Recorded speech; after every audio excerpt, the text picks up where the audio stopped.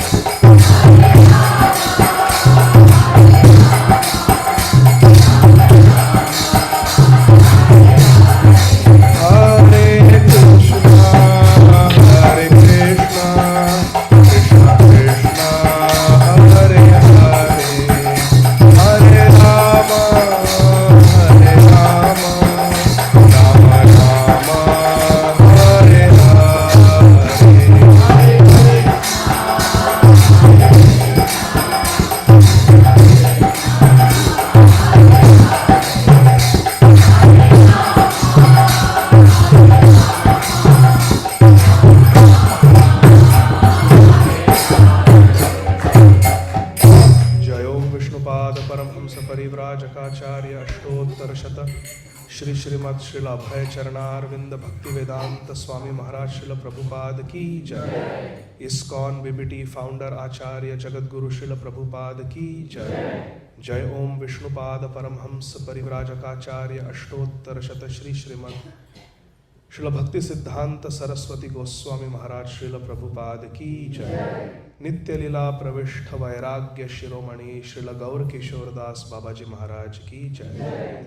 नित्य लीला प्रविष्ट ओम विष्णुपाद सच्चिदानंदन श्रील भक्ति विनोद ठाकुर महाशय की जय। नित्य लीला प्रविष्ट वैष्णव सार्वभौम श्रील जगन्नाथ दास बाबाजी महाराज की जय। श्री नरोत्तम श्यामानंद श्रीनिवास प्रभुत्रय गण की जय। श्री रूप श्री सनातन भट्ट रघुनाथ श्री जीव गोपाल भट्ट दास रघुनाथ श्री षड गोस्वामी प्रभुगण की जय। नामाचार्य श्री हरिदास ठाकुर की जय। अनंत कोटि वैष्णव वृंद की जय। प्रेम से कहो श्री कृष्ण चैतन्य प्रभु नित्यानंद श्री अद्वैत गदाधर श्रीवास आदि गौर भक्त वृंद की जय। श्री श्री राधा कृष्ण गोप गोपीनाथ श्याम कुंड राधा कुंड गिरिराज गोवर्धन की जय। ब्रजभूमि श्री वृंदावन धाम की जय। नवद्वीप श्री मायापुर धाम की जय। पुरुषोत्तम क्षेत्र श्री जगन्नाथपुरी धाम की जय। गंगा देवी जमुना देवी की जय। भक्ति देवी तुलसी महारानी की जय। कलयुग पावन श्री हरिनाम संकीर्तन महायज्ञ की जय। हरे कृष्ण महामंत्र की जय। Srila Prabhupada transcendental book distribution की जय। निताई गौर Premanandi. All glories to the assembled devotees. All glories to the assembled devotees. All glories to the assembled devotees. All glories, all glories, all glories to Shri Guru and Shri Gaurang. Nitai Gaur Hari Bol. Jai Jai Shri Radhe Shyam. And Anbika is blessing all of us. सबको मिले श्री वृंदावन धाम। ओम अज्ञानतिमिरान्धस्य ज्ञानाञ्जनशलाकया चक्षुरुन्मिलितं येन तस्मै श्री गुरवे नमः। श्रीचैतन्यमनोभीष्टं स्थापितं येन भूतले स्वयं रूपा कदा मह्यं ददाति स्वपदान्तिकं। वन्देऽहं श्रीगुरु श्रीयुतपदकमलं श्रीगुरून् वैष्णवांश्च श्रीरूपं साग्रजातां सहगण रघुनाथान्वितं तं सजीवं साद्वैतं सावधूतं परिजनसहितं कृष्णचैतन्यदेवं श्रीराधा कृष्णपादान् सहगणा ललिता श्रीविशाखान्वितांश्च। नमः ओम विष्णुपादाय कृष्णप्रेष्ठाय भूतले श्रीमते भक्तिवेदांत स्वामिन्निति नामिने। नमस्ते सारस्वते देवे गौरवाणी प्रचारिणे निर्विशेष शून्यवादी पाश्चात्य देशतारिणे। वाञ्छाकल्पतरुभ्यश्च कृपा सिंधुभ्य एव च पतितानां पावनेभ्यो वैष्णवेभ्यो नमो नमः। नमो महावदान्याय कृष्ण प्रेम प्रदायते कृष्णाय कृष्ण चैतन्य नाम्ने गौरद्विषे नमः। हे कृष्ण करुणा सिंधु दीनबंधो जगत्पते गोपेश गोपिका कांत राधा कांत नमोस्तुते। तप्त कांचन गौरांगी राधे वृंदावनेश्वरी वृषभानुसुते देवी प्रणमामि हरिप्रिये। जय श्री कृष्ण चैतन्य प्रभु नित्यानंद श्री अद्वैत गदाधर श्रीवासादि गौर भक्त वृंद। हरे कृष्णा कृष्णा कृष्णा हरे हरे, हरे राम राम राम हरे हरे। हरे कृष्णा कृष्णा कृष्णा हरे हरे, हरे राम राम राम हरे हरे। हरे कृष्णा कृष्णा कृष्णा हरे हरे, हरे राम राम राम हरे हरे। ओम नमो भगवते वासुदेवाय। ओम नमो भगवते वासुदेवाय। ओम नमो भगवते वासुदेवाय। ओम नमो भगवते वासुदेवाय। ओम नमो भगवते वासुदेवाय। ओम नमो भगवते वासुदेवाय। वासुदेव परावेदा, वासुदेव परामखा, वासुदेव परायोगा, वासुदेव परक्रिया, वासुदेव परम ज्ञानम, वासुदेव परम तपः, वासुदेव परो धर्मो, वासुदेव परागतिः। कृष्णाय वासुदेवाय हरये परमात्मने प्रणतक्लेशनाशाय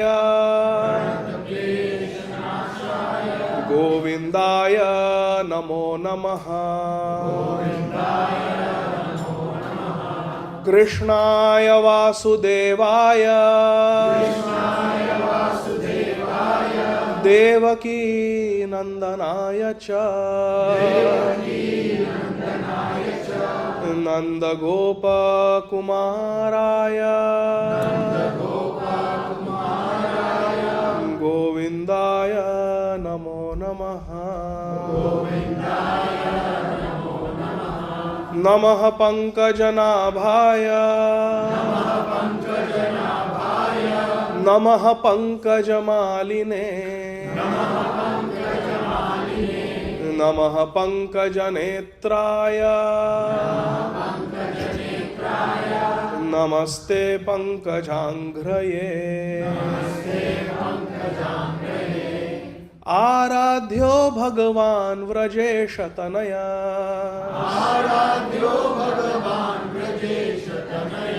तद्धाम वृन्दावनम् रम्या काचिदुपासना व्रजवधू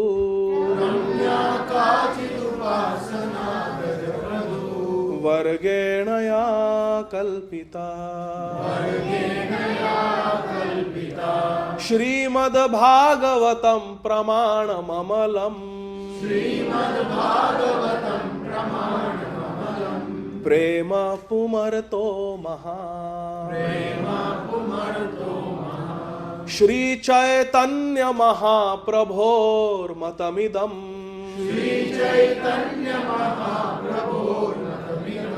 तत्रादरो न परा। Hare Krishna Krishna Krishna Krishna Hare Hare Hare Rama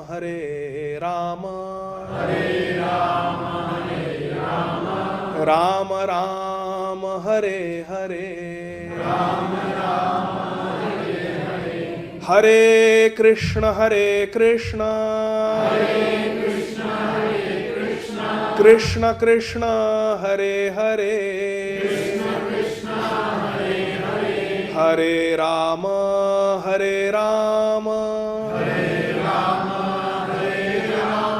Rama Rama Hare Hare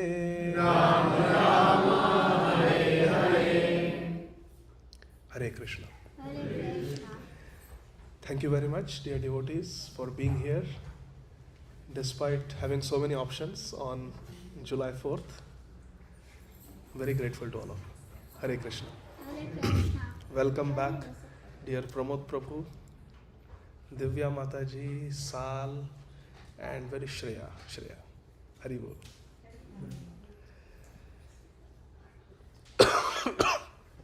We are continuing our study of Srimad Bhagavad Gītā, chapter 6, entitled Dhyana Yoga. Text 6. Kindly repeat. Bandhuratmatmanastasya yenatmaivatmana jitah anatmanastu shatrutve vartetatmaiva shatruvat Bandhur atmatmanastasya yenatmaivatmana jitah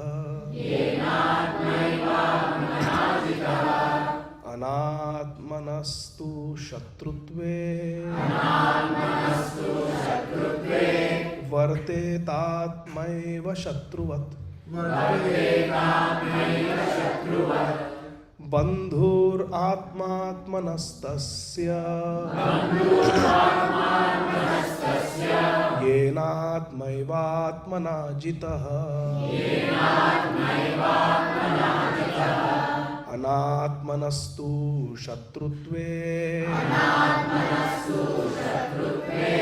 vartetatmaiva shatruvat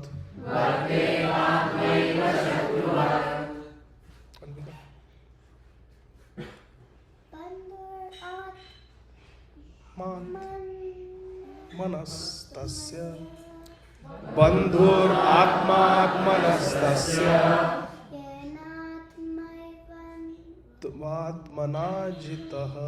yenatmaivatmana jitah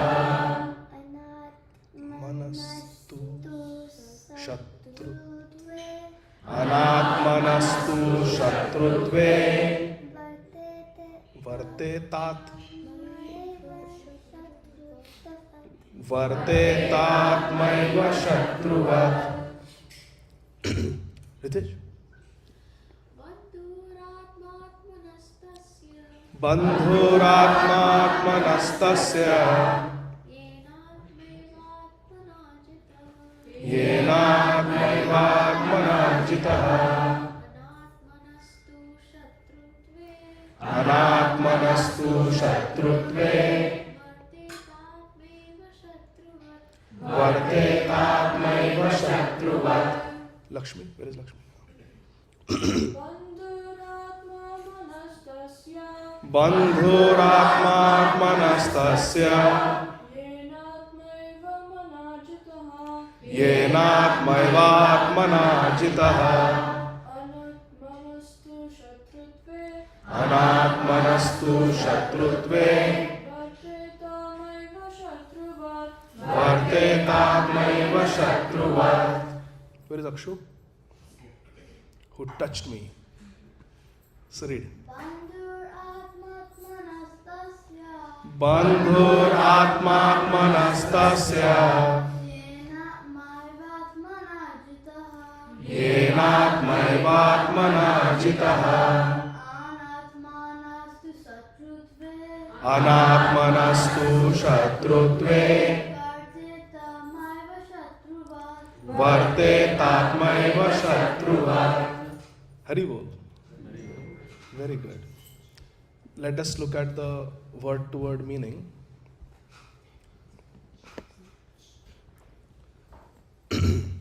Bandhu means friend. Atma here refers to the mind. Remember last time we saw Atma can have different meanings. It can mean the soul, it can mean the mind, it can mean the body. So the first Atma refers to the mind. Atmanaha means of the Atma, the living entity, the Jivatma. Tasya, of him, Yena, by whom, Atma refers to the mind, Eva, certainly, Atmana, now again here it refers to soul, the living entity, Jivatma. Jitaha is conquered. Anatmanaha, of one who has not controlled the mind, who has failed to control the mind. Anatmanaha, not control the mind. Two, but Shatrutve, because of enmity, Varteta remains Atma Eva, the very mind, Shatruvat, as an enemy. Translation and purport by His Divine Grace, Srila Abhay Charanarvinda Bhaktivedanta Swami Maharaj, Srila Prabhupada. Jagat Guru Srila Prabhupada ki Jai. Translation. Lord Krishna is telling Arjun, and through Arjun, Lord Krishna is telling all of us. Lord Krishna is saying, for him who has conquered the mind is Bandhu, the best friend. Mind is the best of friends. For one who has controlled the mind, conquered the mind. But for one who has failed to conquer the mind, his mind will remain the greatest Shatru, enemy. So what does this mean in simple language? Who can explain?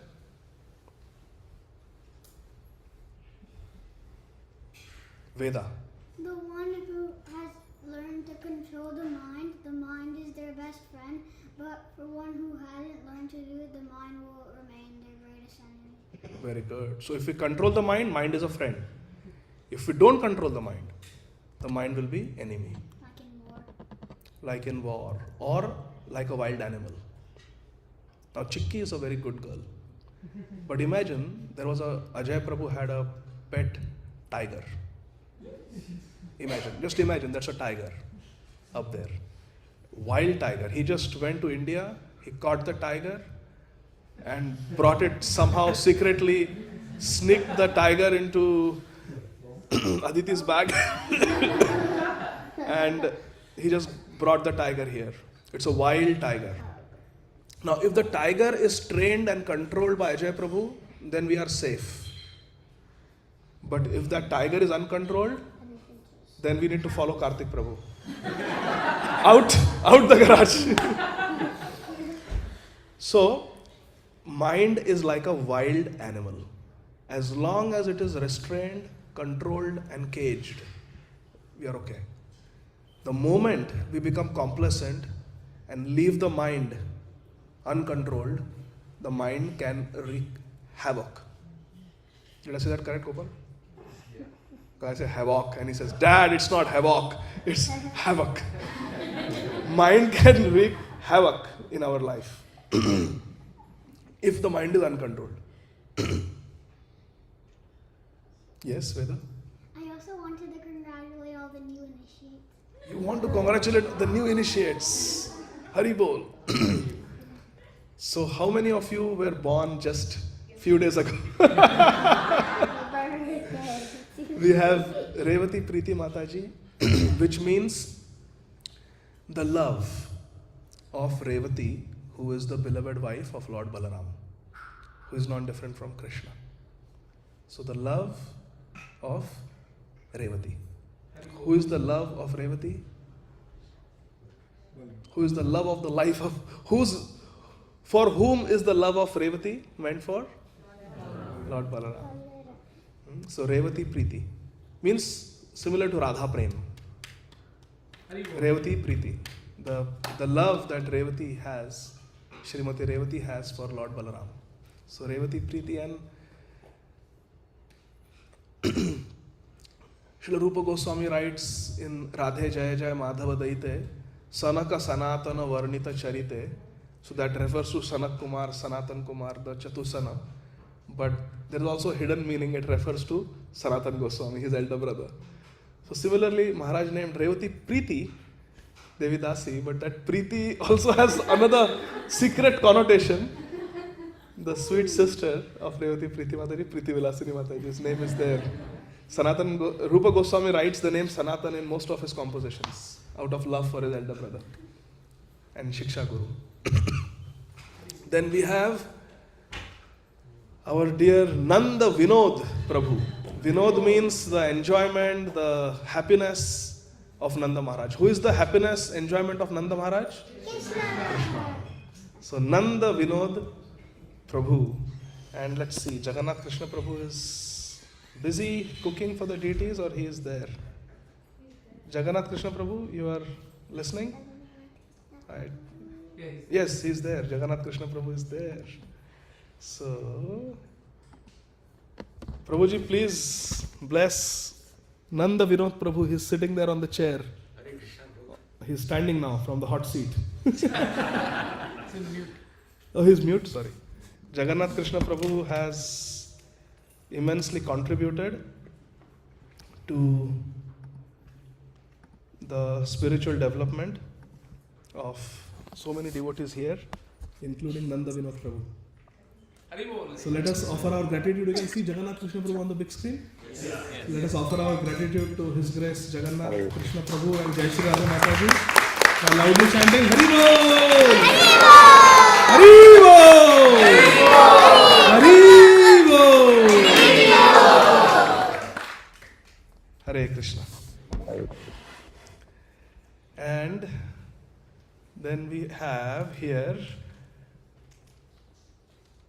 Gaura Sundar Charan Das, the servant of the lotus feet of the beautiful Gauranga Mahaprabhu. So our Gauranga Prabhu has become Gaura Sundar Charan Das. Hari Bol. Hari Bol.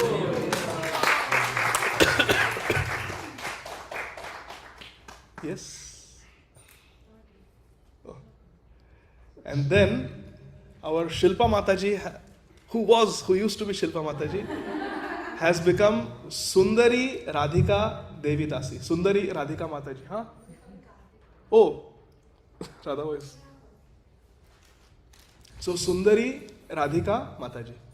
Srimati Radharani, who is the most beautiful, her servant, maid servant. Hari Bol. Happy birthday, yeah. And then we have Rukmini Tara Mataji. Mataji, I'm sorry, I forgot your name, initiated name. Please remind me. Hari Bol. Radha Jivani Devi Dasi. Hari Bol. The life of Srimati Radharani, the life and soul of Srimati Radharani. Such a beautiful name. Radha Jivani Devi Dasi. Ki Jai. Anybody else? Huh? Done. You were so absorbed in the Kanthi. Huh? Who? Oh, they stayed back? In Washington DC, yeah, there is a Samadhi ceremony of Srila Gopal Krishna Goswami Maharaj. So very nice. So thank you, dear devotees, for your sincerity, and it is well deserved. Hare Krishna. So thank you for reminding me. Strong. This is strong. Srimad Ayendra Prabhu ki Jai.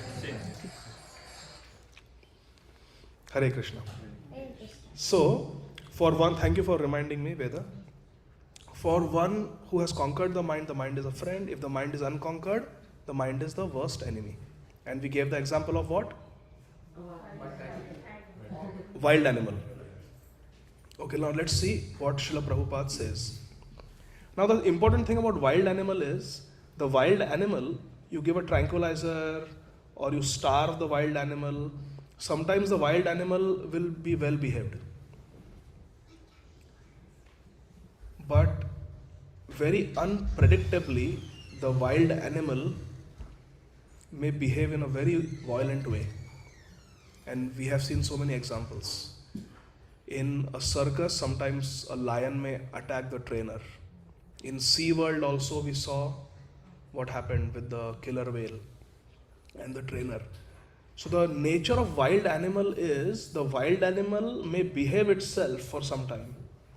And then at the least expected moment, the wild animal will show its true colors. And that is exactly how our mind is. Sometimes we feel so spiritual.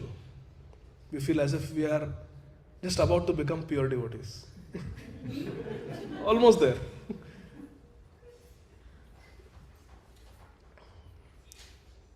I remember when I was a medical student, Gaurang Prabhu was giving a Bhagavad Gītā class and he was explaining that our enemies are anger, envy, greed.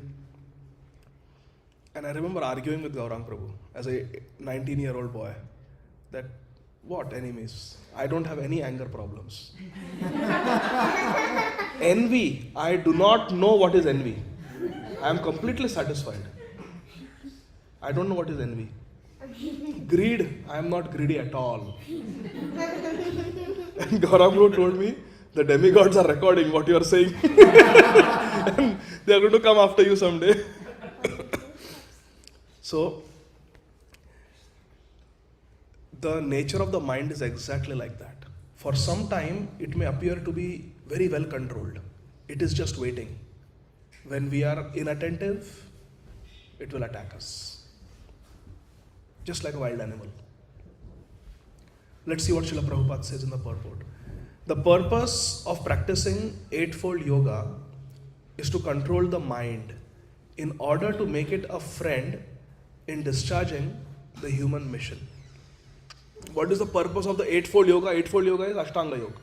You control yam, niyam, you take a proper asana, you do pranayam, you basically take various measures to control the mind. The purpose of Ashtanga Yoga is to stabilize, control the mind. And what happens when the mind is controlled? It becomes Mr. Friend. And when the mind is uncontrolled, it becomes Mr. Enemy. Hare Krishna. Where is Achyut Kishore Prabhu? Hari Hari. The purpose of practicing Ashtanga Yoga is to control the mind so that it becomes friend. What is the benefit when the mind becomes our friend? It's controlled. Or what is the benefit? It's not pain. No one wants to live with the enemy. We are living with our mind constantly. Who wants to live with enemy? Do we open our house to some terrorists and say, come live with me? No. If the mind, read this, its answer is in the sentence. If the mind becomes a friend, then what will happen?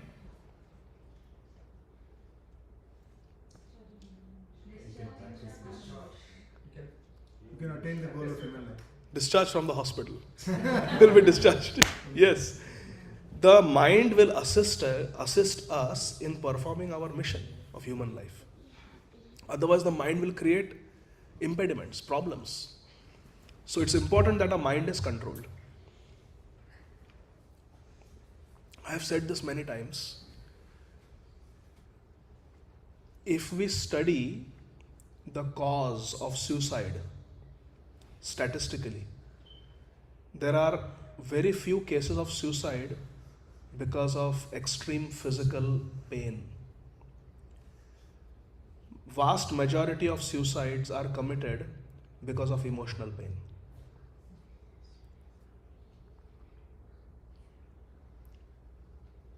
You hardly see a cancer patient committing suicide. But most of the suicides are committed by people who are emotionally distraught. It is because of mental anguish. So just think how powerful the mind is. When the mind is anguished, it can kill the body. Think about it. Nothing is wrong with the eyes, nothing is wrong with the heart, nothing is wrong with the lungs, nothing is wrong with the digestive tract. And yet the person decides to end life even though the physical body is healthy. Why? Because the mind is disturbed. Because the mind is distressed. Because the mind is anguished. Such is the power of the mind. Think about it. How important is the mind? Unless the mind is controlled, the practice of yoga for show is simply a waste of time. So if our mind is not controlled, we can show people how advanced we are spiritually. We may have a lot of followers. We may have a lot of prestige in society. But in our private life, if our mind is not controlled, it's all a show. It's useless. What is the meaning of show? Yes, we can have a show today where I will play the king or I'll play the president of the United States. Does that make me the president? No. It's just a show. TV show. It's show. So if we don't control our mind, our show of being a spiritualist is a show. That's all it is. Dikhawa, in Hindi we say. It's just a show. One who cannot control his mind lives always, as Vaishnavi said, one who cannot control his mind lives always with the greatest enemy, living with the enemy. And thus his life and its mission is spoiled. The constitutional position of the living entity is to carry out the order of the superior. What is the position of a jiva? What do we do at office? Sudhir Prabhu? We carry out the orders of the boss. And even if we are self-employed, let's say we don't have a boss, we still have to follow the laws of the state, isn't it? I may have my own medical practice. I am the boss. I make my own schedule. But do I have to follow the laws of the state, of the country? Yes. I have to follow the laws of the medical board. So everybody is following the orders of the superior, no matter who you are, even the president. The president also has to follow the judiciary system. Correct? Am I right? Abhinav? Yes. Nobody is completely independent. So we always carry out the order of the superior. Now, who is the best superior? That we have to decide individually. Someone may think the Republican Party is the best superior. Someone may think the Democratic Party is the best superior.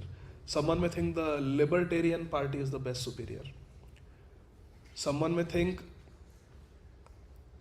my HOA association is is my greatest shelter. They will protect me, they will take care of me. Someone may think the mayor is my highest authority. I work for the mayor. So people may have different, or someone may think my CEO, Fortune 500 company, is the best. We may have different superiors who we look up to and who we follow. But if we really think the best superior one can have is someone who loves us unconditionally, someone who simply wants our love and is willing to give us everything in exchange. He is willing to give himself to us in exchange. That is the best superior. No CEO will tell us that if you serve me nicely, I will bring you to my home and you can live in my home forever. Is there a CEO like that? Krishna is like that. Man mana bhavamad bhakto madhyaji mam namaskuru mam evashyasi. You will come to me, you will stay with me forever. Where will we get such a boss who says, you just come and come. Don't worry about bonus, don't worry about salary. You come and stay with me. You are mine. So Krishna is the best superior. As long as one's mind remains an unconquered enemy, one has to serve the dictations of lust. And where are the dictations of lust popping up from? Mind. Anger. It is coming from? Avarice means greed for. How do you say this? Let me ask Aditi. Aditi, how do you pronounce this word? Averse? Oh, it's called averse? No, this word. Oh. I have no idea. I've never seen that. Never seen. I had also never seen. So while things were going on, prasadam was going on, I looked up on the dictionary. It means greed for money and wealth. The meaning is there. Avarice, maybe. Avarice. Like there is paneer and rice, matar rice. Avarice. So it's greed for money. Basically greed. So lust, anger, greed, and illusion. What is illusion? We have discussed, Anvika, we have discussed this for the last 2 years. Thinking something that is invaluable has value. Correct. Something that doesn't have value, we attribute too much value to it, or someone that is valuable, we don't value that enough. That is illusion. What is illusion here? Thinking we are the body. Thinking we are the body. Yes. Here illusion means false ego. Ahankar. So lust, anger, greed, envy, pride, illusion. Illusion corresponds to false ego. Kam, krodh, lobh, moha, mad, matsarya. So illusion refers to false ego. False ego means we attribute all value to this body, which is perishable, and we don't value the soul, or we don't care about the soul, which is invaluable. So, but when the mind is conquered, one voluntarily agrees to abide by the dictations of the personality of Godhead. What is the meaning of a controlled mind?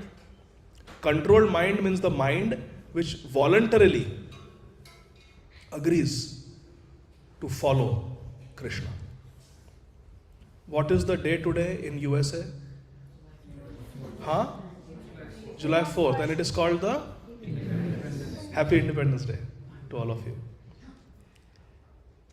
What is the meaning of Independence Day?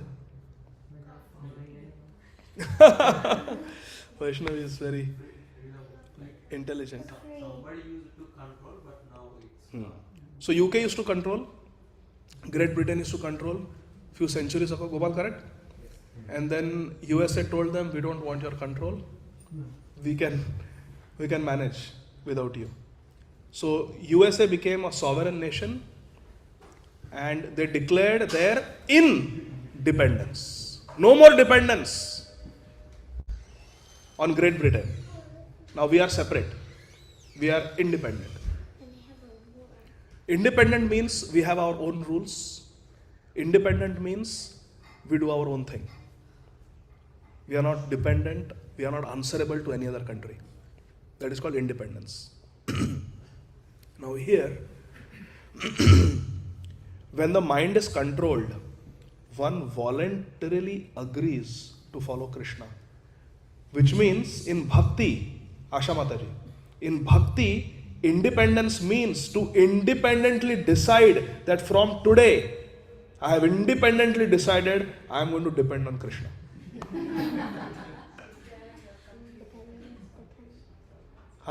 Yes. Declaring your complete dependence on Krishna. Yes. Prabhupada said independence means we are declaring our complete dependence on Krishna. Independently. Nobody is forcing us.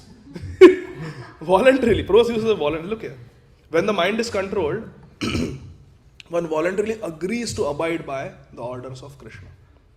So we are declaring our dependence on Krishna today. Hari Bol. How many of you would like to declare your complete dependence on the fully independent Krishna? Hare Krishna, Krishna Krishna, Hare Hare, Hare Rama, Rama Rama, Hare Hare. Can anyone, now this is a question I'm asking all of you, Aditi. Can anyone truly be independent in this world? Think about it. Is Elon Musk completely independent?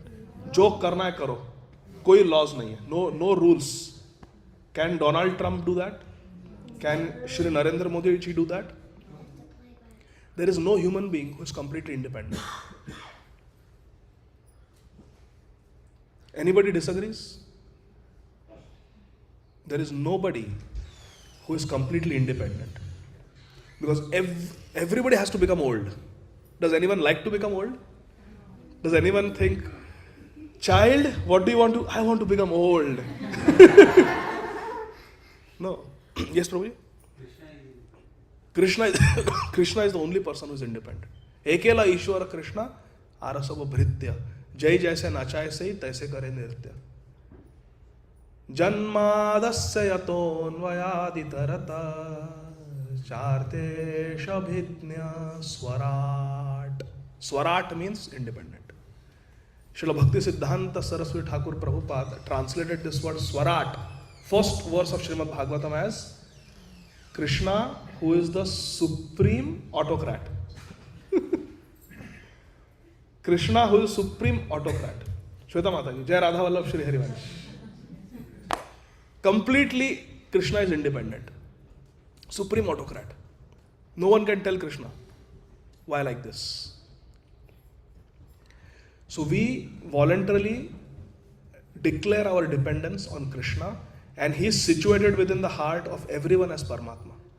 Where can we get such a master, such a superior, who is with us all the time? He never leaves us. Isn't that wonderful?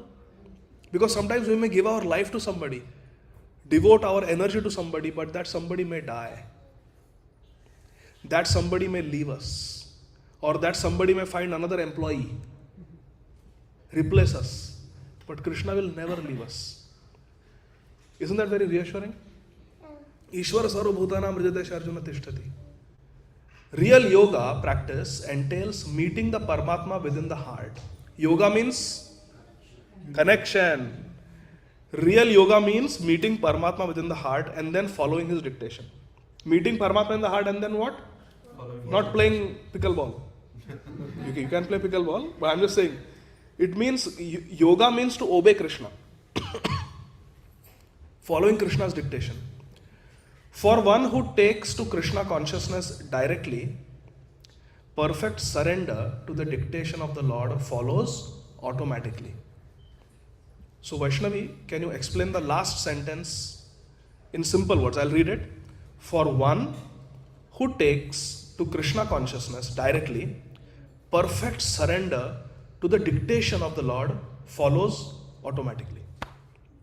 If you make like a conscious effort to like work towards Krishna consciousness, then you'll automatically start to like follow Krishna. Follow Krishna. Exactly. So Vaishnavi, we have really missed you. You have been away very long. Too long. I think 6 months? Yeah. So for those of you who don't know, please shower your heartfelt good wishes and blessings on Vaishnavi. She just completed her first year of medical school. Haribol. At Medical College of Georgia, MCG. Haribol. Vaishnavi, you should meet with Venya. She is also doing pre-med.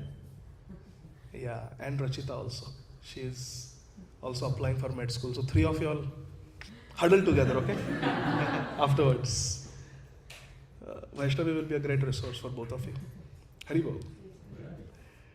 So for one who takes to Krishna consciousness, perfect surrender to the dictation of Krishna follows automatically. Now please pay attention, my dear friends.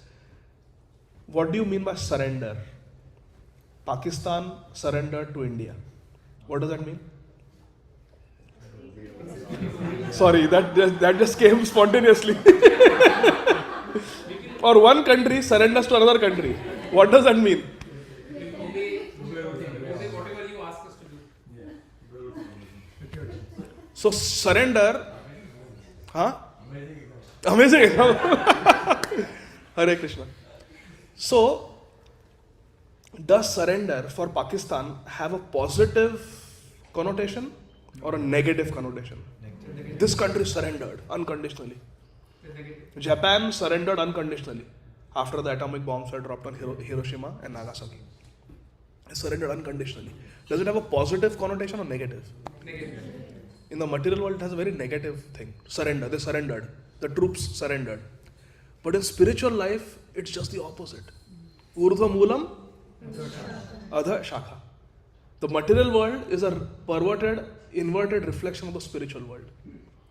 The spiritual world, the things are just the opposite. Material world. Material world, it's very negative to surrender to somebody. But in spiritual life, it's the sweetest thing to surrender to Krishna. मानस देह गेह जो किछु मोर अर्पिलु तुआ पदे Nand Kishore. Shri Bhaktivinoda Thakur is surrendering to Nanda Kishore. Who is Nanda Kishore? Nanda Vinod is Nanda Kishore. Krishna. So when we surrender to Krishna, it is not out of force, like one country surrender to another country. It is voluntarily, it is out of love, and it's a very happy, pleasurable experience to surrender to Krishna. There is a feeling of supreme security and shelter when we surrender to Krishna. Day before yesterday, when Priti Vilasini Mataji and all of us were in Washington DC, my spiritual master, His Holiness Srila Radhanath Swami Maharaj, towards the end, at the very end of the class, Maharaj said something very profound. Kabisha, Maharaj said, so Maharaj gave the initiation talk, everything was over, and then Maharaj said, in the entire history of Vaishnavism, no one's material life has improved after initiation.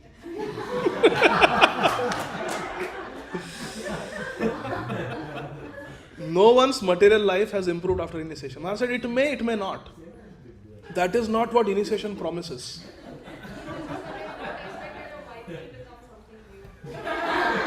Don't expect that your Don't expect that your wife will become something.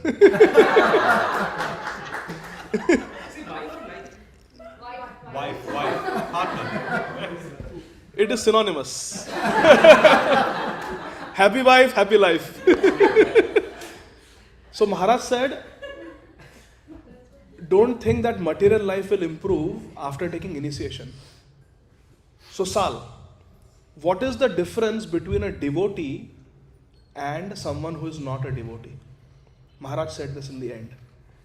Maharaj said, everyone goes through more or less similar experiences in the material world.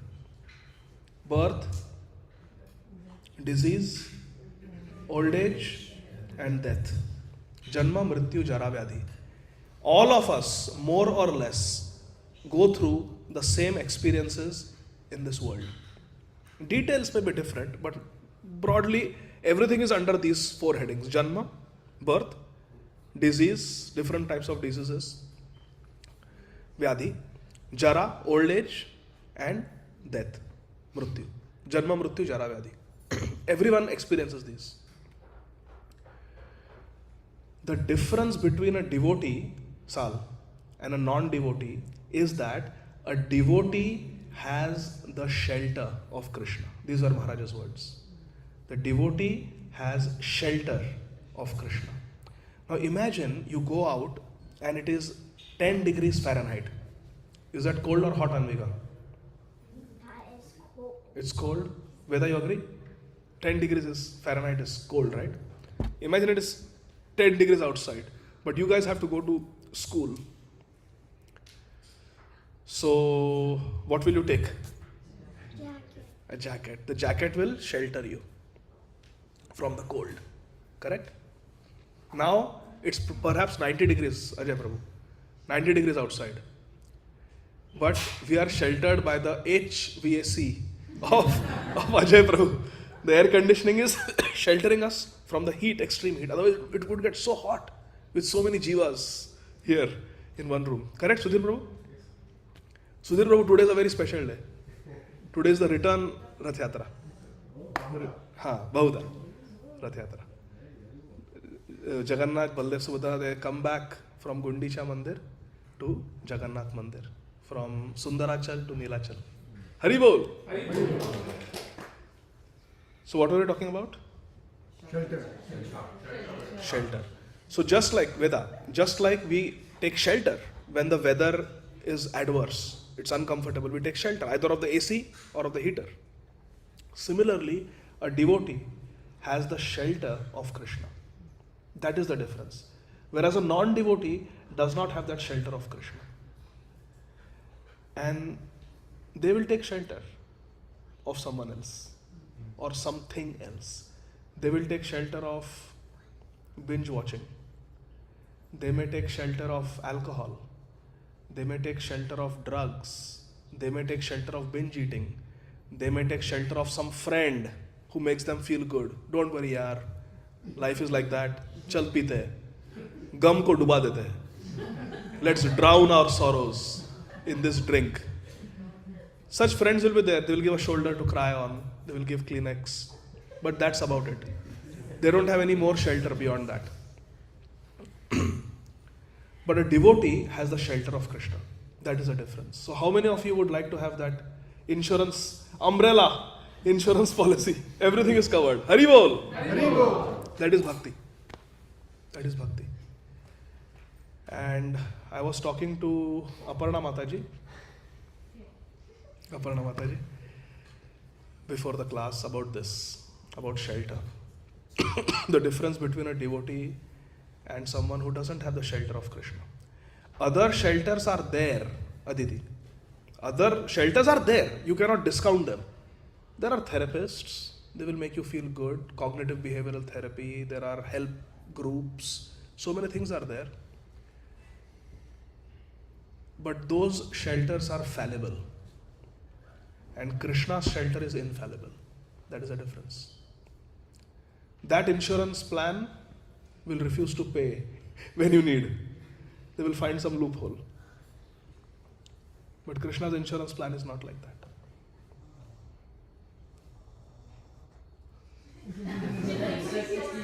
Huh? She has shelter. That's why she is. सोहत पाव पसार. काहू के बल भजन को, काहू के आचार, व्यास भरोसे कुंवरी को सोहत पाव पसार. She has full shelter. Hari Bol. That is bhakti. Bhakti means you can happily snore. No tension. Does Chikki have to worry, Aditi? You have to worry or no? You have to worry about your career. Does Chikki have to worry? Because she is sheltered. Because she has taken full shelter of Aditi. So Aditi will worry. Aditi will get a job. Her father will get a job. Aditi's brother will get a job. Aditi's mother will do something. She has no worry at all. For her, it doesn't matter whether it is Monday, Tuesday, Wednesday. Doesn't matter. She is sheltered. Therefore, Srila Bhaktivinoda Thakur says, "O hey Vaishnava Thakur, Ami Tomara Kukur." O Vaishnava Thakur, I am your dog. And what is our belt? Ajay Prabhu ko pehnao. Ajay Prabhu ko pehnao belt. That is our belt. That we are Krishna's dog. Pawan Prabhu, kidhar hai belt? Pakado inko. Achyut Kishore Prabhu, your job is to make Pawan Prabhu wear Vrinda Devi around his neck. Hari Bol. Hari Bol. So now it is time for Story. Hari Bol. We'll discuss a story that is very poignant, and when I heard it for the first time in Srimad Bhagavatam and in Mahabharata, it really affected me a lot because there is a lot to be learned from this story. So this story appears very briefly in Srimad Bhagavatam, and it is mentioned in detail in Srila Vyasadev's Mahabharata. Many centuries ago, there was a king by the name Nahush Maharaj. The name itself is powerful, right? Nahush Maharaj. Like Parikshit Maharaj or Yudhishthir Maharaj, he was the king of the earth planet. He ruled over the entire earth, Nahush Maharaj. He was a very, very powerful king. Very powerful king. You know, there are some human beings, I don't know if you all know, but there is an extreme sport called free diving. They can go 100 meters without oxygen in one breath and come up. How many meters? 100 meters. What is the height of a human being? Less than 2 meters. Correct? No? Yes. Yeah. Come on, Anvika. You are definitely less than 2 meters. You are 2 meters too short. Like 2 fingers too short of Damodar Leela. So they can go 100 meters underwater with no oxygen in one breath and come up. How many of us can do that? For us, it looks like something superhuman, correct? But there are people who can do superhuman things. Similarly, Nahush Maharaj was a superhuman. He was extraordinarily powerful. He was very just. He was very learned. He was tall, powerful, and handsome. Haribol. The girls are getting excited. Nahush Maharaj was very, very extraordinary king. He was so extraordinary that when there was a calamity in heaven, they called upon Nahush Maharaj. What happened was, Indradev, the king of heaven, he killed the king of demons, Vritrasur. But Vritrasur happened to have appeared from the yajna of Twashta, Brahman. So Vritrasur was a Brahman by birth. And Indradev got the sin of Brahma Hatya, killing a Brahman, which is a very severe sin, to kill a Brahman. And Vritrasur was also a great Vaishnava. So Indradev, after killing Vritrasur, he wanted to perform tapasya. So for thousands of years, he went to Mansarovar to perform tapasya all alone. And the Indra pad was vacant. The throne of Indra was vacant. Because Indra went on a sabbatical, long sabbatical. So the Devatas were worried, who is going to protect the heavens? What if the demons attack? We need a powerful king. And they looked around and they could not identify a single Devata, demigod, who was powerful enough and capable enough of being the king of heaven. And they thought of Nahush Maharaj. They said that king of the earth planet, Nahush, he is powerful enough to be our king. He has what it takes to be our ruler. So they gave Nahush Maharaj Indrapad. They made Nahush Maharaj the king of heaven. And then who was the king of earth? Nahush Maharaj. He was playing dual role. Imagine how competent and powerful and skilled Nahush Maharaj was. He was simultaneously managing the entire earth planet, king of the earth planet, and king of the heaven. This had never been done before. No human being had played these two roles. Very creditable to do this. Extraordinary. Nahush Maharaj. The demigods were very happy. They were giving him blessings. They were empowering him with the celestial weapons and more power to you, all glory to you. So Nahush Maharaj became very, very powerful, very effulgent, and he was managing both the jobs very well. Managing earth and managing heaven. What happens when there is success? Ego. Yes, that is the problem. Power corrupts, and absolute power corrupts absolutely. How many of us struggle to follow the 4 regulative principles? Hare Krishna. Was Hiranyakashipu following the 4 regulative principles for thousands of years when he was doing tapasya? Yes. He was not eating meat. He was not eating anything. He was doing Nirjal every Ekadashi. Think about it. How many of us can do that? Hiranyakashipu was following the 4 regulative principles strictly for thousands of years. How many of us can claim, I have followed the 4 regulative principles for thousands of years? Hiranyakashipu had done that. He was not eating anything. He was not intoxicating. He was not gambling. And he was celibate. But what happened? When he got the fruit of austerity, when he got the powers, what happened to him? He became arrogant. He became egoistic. That's what happens. Pride. And pride comes before the fall. Hari bol. Pride comes before the fall. If there is pride, we will fall down. Nahush Maharaj became proud. And he was thinking, I am the king of heaven. I am sitting on Indra's throne. I am holding Indra's weapons. I live in Indra's palace. I live in Indra's kingdom. Why Indra's wife is not mine? Call Shri Shachi. He called for Shri Shachi, who is a very chaste wife of King Indra. He said, you are my wife now. Hare Krishna. It was a great calamity on Shachi, the wife of Indra. She didn't want to be with Nahush. She was a very chaste wife. She was waiting for her husband to finish the sabbatical and come back. Finish the tapasya and come back.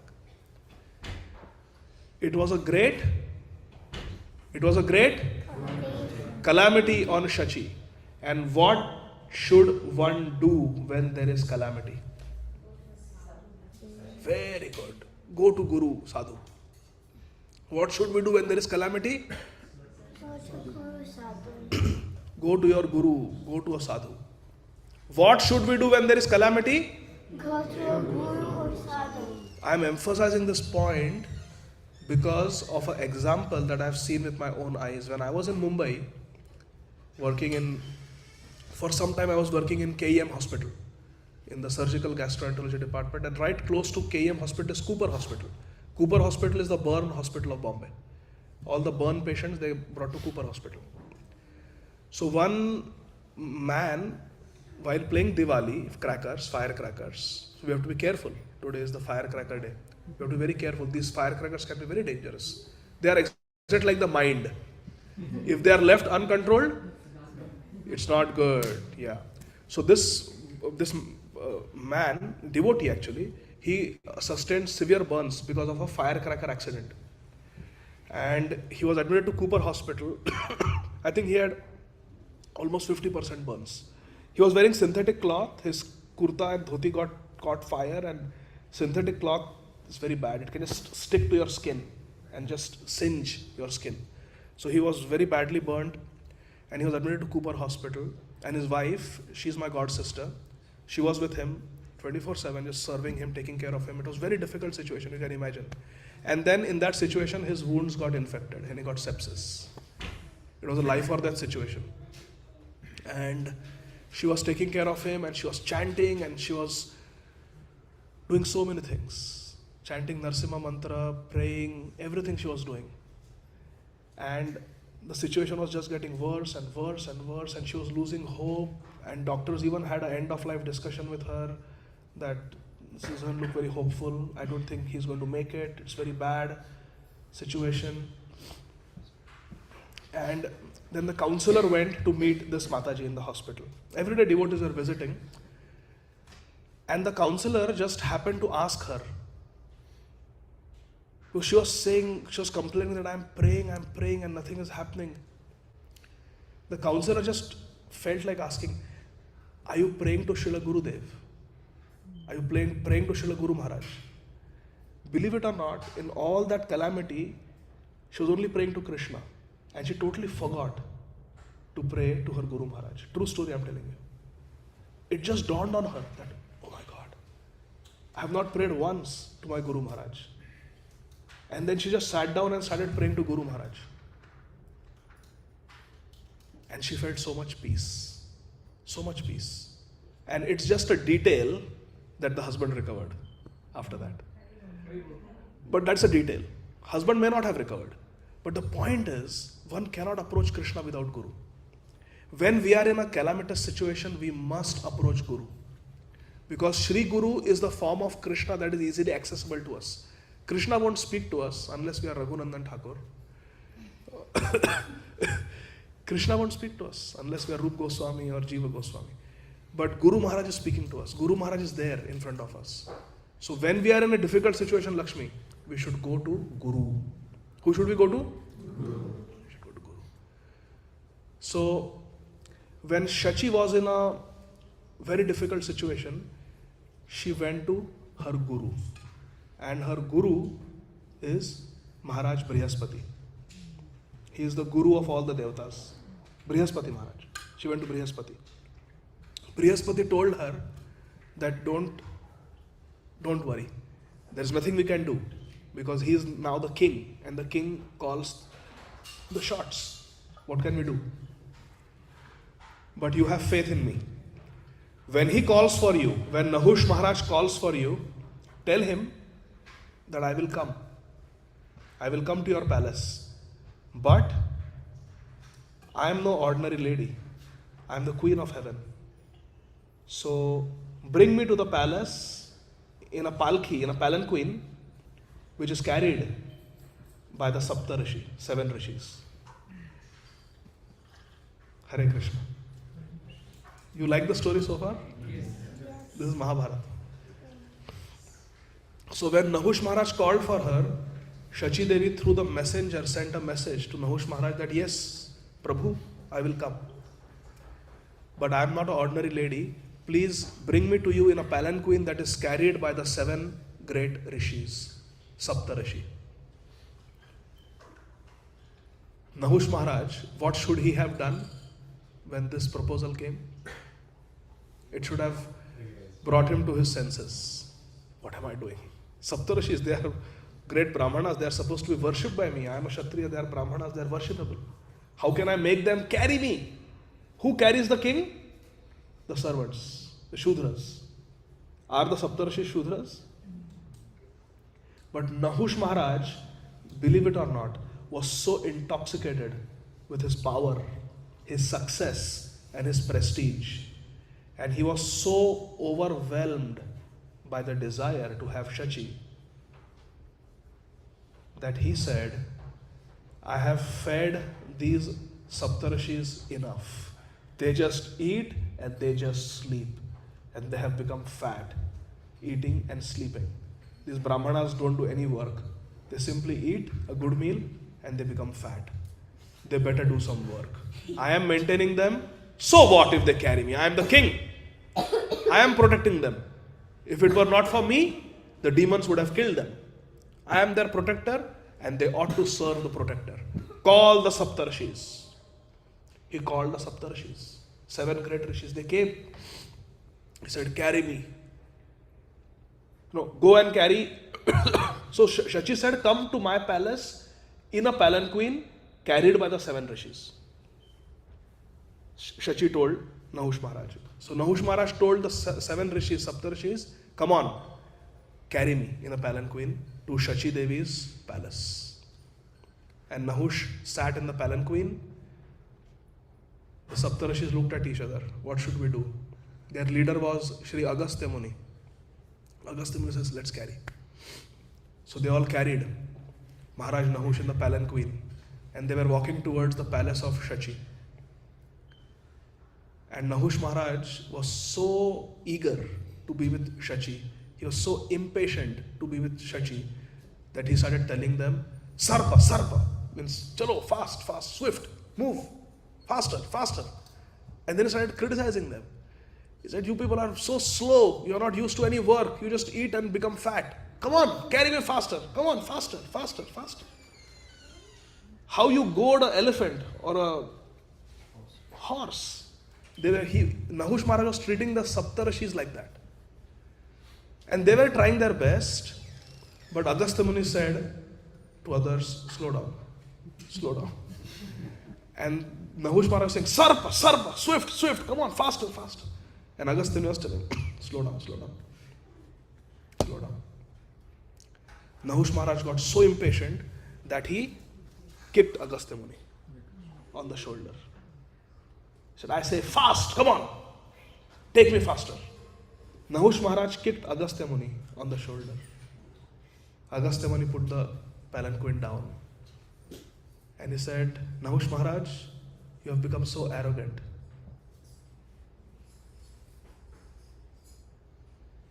You are saying Sarpa, Sarpa, swift, swift. Sarpa also means snake. You are such a poisonous snake that you have bitten the Brahmanas who have maintained you, who have guided you. Because it is the piety of the Guru, it is the piety of the Guru Varga, the Brahmanas, that empowers the Kshatriyas to rule. It is their punya that keeps everything in order. So we are maintaining you, we are guiding you, and you have become so restless, so impatient, so arrogant, so impudent that you dare kick me? I am like your guru.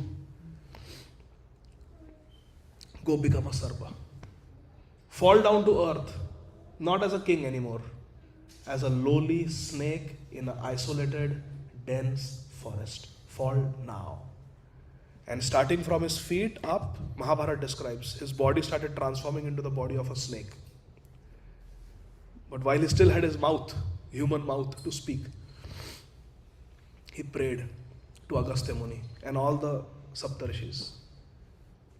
I'm so sorry. I was blinded by my power and success and arrogance, and my mind was completely uncontrolled. I was just listening to my mind, and my mind was making me crazy. I'm so sorry. Please forgive me. Please forgive me. Agastya Muni said, my curse cannot be reversed. You will have to fall as a snake. Nahush Maharaj says, at least put some time limit on it. Please. I have learnt my lesson. Because Nahush Maharaj was a great king and he had served the Devatas very nicely, and he came to his senses. It is the nature of the Guru and Sadhu that their anger is very short-lived. You can see in Prabhupada Lilamrit also. Srila Prabhupada would sometimes get very angry with devotees for doing something wrong. And the next moment, as if nothing happened. Everything is normal. That was Prabhupada. Their anger is very short-lived. That is the nature of a sadhu. Sometimes they may get angry, but it's very short-lived. It's only to teach us. So moment he learned, can I tell you one story about this? A true story. Srila Bhaktisiddhanta Saraswati Thakur Prabhupada's Gaudiya Math, it split into many factions. So one faction, one mutt, sued another mutt because they had stopped doing Harinam Sankirtan. For some reason, some deviation, they had stopped doing Harinam Sankirtan. So a case was filed in the court that this Gaudiya Math should give up the management and we will take over because they are not doing a good job. They are not doing any kirtan in the Gaudiya Math. So now this management of the Gaudiya Math, they got very scared that, oh, we will lose the Math. So they went to the court on the court date doing Nagar Sankirtan. Doing Nagar Sankirtan. And as soon as they were sued, they started kirtans every day in the Math also. And they went to the court also doing kirtan. Now the party who was suing them, when they saw that they are coming doing nice loud Sankirtan with kartals and mridangas, the suing party told the judge, we want to drop the case. Because they are doing what we want them to. They are doing Harinam Sankirtan. But this, and the judge said, this is the beauty of Vaishnavism. This can only happen in a Vaishnava society, where you are dropping the case because you see that they are doing kirtan. There is nothing personal. It's a fight for Siddhanta. It's a fight for philosophy. And when you philosophically align, no hard feelings. We are friends. Haribol. The judge actually appreciated this, that this is very good. So Agastya Muni was angry, cursed, but then immediately his anger was gone. He said, my dear Nahush Maharaj, you will fall on the earth as a snake. I will make arrangement for your food. You will never have to starve. I give you the power that in the third prahar of the day, any living entity comes before you, it will become your food. You will never have to fight. You will never have to go here and there searching for food. Food will come to you every day. Don't worry. Yeah. You stay there, and he said, Nahush Maharaj asked, and when will my curse end? And his body is becoming snake. So when will this curse go away? He said, in the future, when you have a dialogue with a great self-realized, learned person, and you hear nice Tattva Siddhanta, your curse will go away. But until then, you have to wait. So Nahush Maharaj fell in the forest as a snake, and every day in the afternoon, late afternoon, some animal used to come, wild boar, some deer, something used to come, and he would eat, and his tummy was full always. So he became very big snake, Nahush Maharaj. And this was Satyayug. Yeah, he was telling the rishis, you have become fat, now he became fat. What goes around comes around. So anyway, many years went by, and now Satyayug went into Treta Yug. Treta Yug also elapsed. Dwapar Yug came, and Dwapar Yug was towards the end, when the Pandavas came. And the same dynasty of Nahush Maharaj. Yayati Maharaj, same dynasty. The Pandavas came. And they were in exile in the forest for 11 years. One day, Bhim was going through the forest. And Bhim happened to come in front of this snake. And Bhim was also quite, in a way, arrogant. It is described in Mahabharata when Bhim was walking through the forest. Sometimes elephants would charge at him because they saw that he's as big as them. Bhim was 20 feet tall. And Bhim would just kick the elephant like a soccer ball. He would just punt them away. So you know where Bhim is because you see elephants flying. Trees breaking. That was Bhim. Very powerful. So Bhim was going and he saw this snake. So Bhim didn't think much of the snake. He just kept going. And the snake just swiftly came and grabbed Bhim and started swallowing Bhim. And the nature of a snake is that the snake swallows head first. The python always swallows head first. It will strangle you, constrict you, they are called constrictors. Constrict you very badly and then just asphyxiate you and then start swallowing you. So this Nahush, who is a big snake, he got hold of Bhim and was about to choke Bhim to death. And Bhim said, "This is impossible." Nahush said, "What is impossible?" Bhim said, "This is impossible. I have the strength of 10,000 elephants in one arm. I have 2 arms. I am so powerful. There is nobody on this earth who can stand before me. I am the most powerful person. How is it that you have grabbed me and I am trying my best to free myself, but I am not able to free myself?" Nahush, the snake, replied that it is not muscle power. It is the power of the tapasya of the rishis. I have been blessed by Agastya Rishi that anyone at this time of the day comes in front of me, I will have the power to catch them and overpower them. That's why all your strength is futile. So Bhim said, "You speak? What kind of a snake are you?" Nahush said, "Actually, I am your ancestor. I am Nahush Maharaj, the father of Yayati Maharaj." And in that same dynasty later on, the Pandavas came, Kuru dynasty. He said, "I am your ancestor." "Then why are you eating me? Have mercy on me." Nahush said, "No. You are the natural food that has been prescribed for me. I will eat you." As he was eating Bhim, back in the ashram, Yudhishthira Maharaj started experiencing ill omens. And when the heart is very pure, the mind becomes so subtle that it can perceive calamity. It's a fact. When the mind becomes very pure, it can perceive impending calamity. So Yudhishthira Maharaj felt something bad is happening. He told Nakul and Sahadev, Arjun was in heaven that time. Arjun had gone to heaven to learn Divyastra Vidya. So it was just the 4 brothers. And Bhim is now in the coils of the snake. Yudhishthira Maharaj tells Nakul and Sahadev, "You guard Draupadi. I will go and find Bhim." Dhaumya Rishi said, "I will come with you." So Dhaumyacharya and Bhim and Yudhishthira Maharaj both went searching for Bhim. And Yudhishthira Maharaj was following the footprints of Bhim, and he came to the spot where the snake was about to swallow Bhim. And he had almost constricted and asphyxiated Bhim. Bhim was almost dead. Yudhishthira Maharaj went there. Yudhishthira Maharaj said, "Stop, oh snake! What are you doing? Bhim, you are so strong. Come on, free yourself." And Bhim, who had become so weak, almost out of air, he whispered to Yudhishthira Maharaj that, "My dear brother, please forgive me. Now you will lose the war with the Kauravas because I am about to die. Now there is no one." This is welcome to Mahabharata. This is how Mahabharata goes. He says, "Now there is no one who will wet the hair of dear Draupadi with the blood of Dushasan." Now Draupadi's hair will be open forever. Oh Yudhishthira Maharaj, give up your ambition of sitting on the royal throne. Please forgive me, I could not serve you." Bhim became depressed. He said, I am going to die. Yudhishthir Maharaj said, Oh Parantap, Bhim, don't despair. Use your strength. Have you forgotten what nectar was fed to you in the Nagalok when you went? When Duryodhana had thrown you, poisoned you and thrown you in the river. Have you forgotten? Bhim said, I have tried all my strength. But this is no ordinary serpent. He is our ancestor, Nahush Maharaj. And he has decided to eat me. Yudhishthir turned his attention to the snake.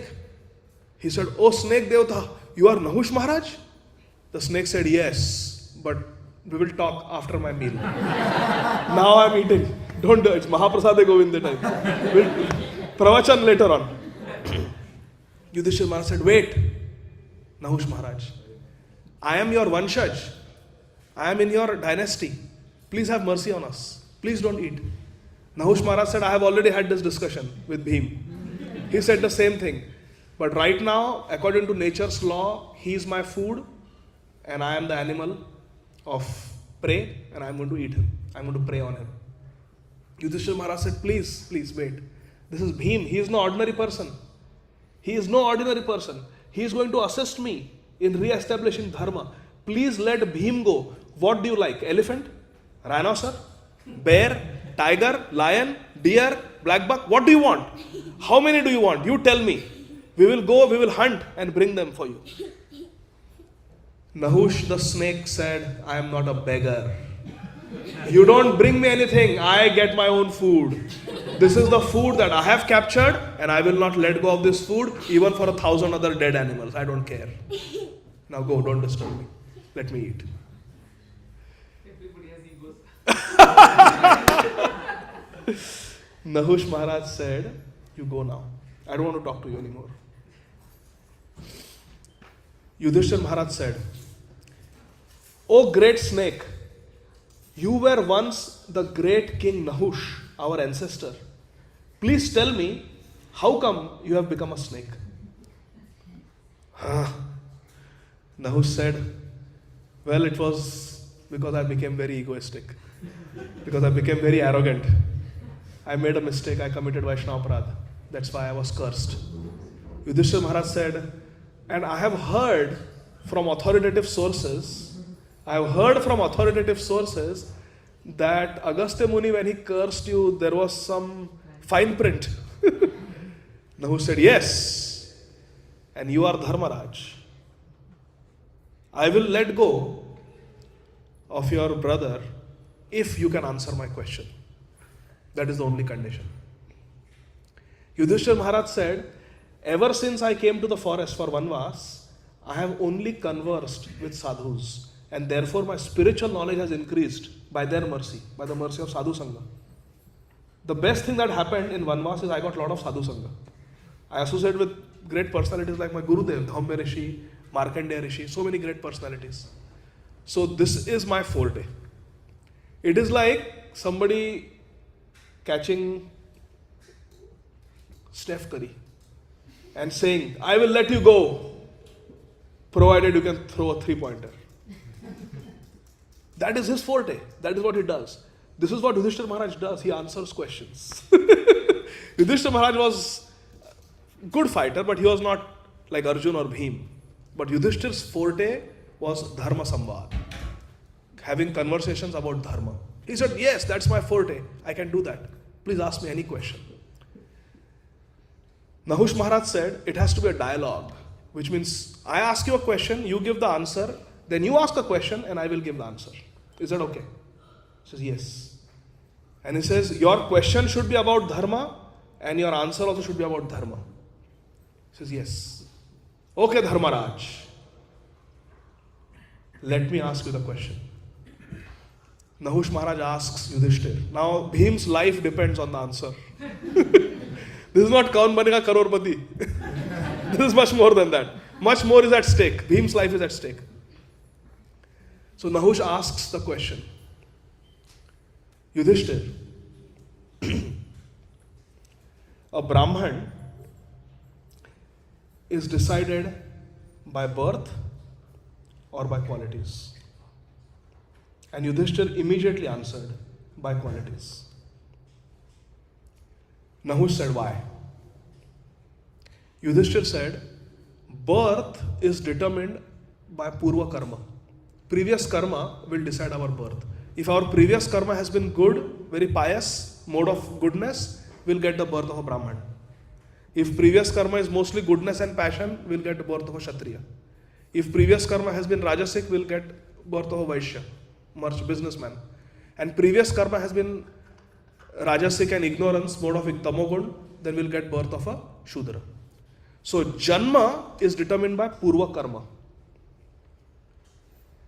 But what you are now determines whether you are a Brahman, Kshatriya, Vaishya, Shudra. Someone may be born as a Brahman and continue to work as a Brahman, like Ajamil, or until he fell down.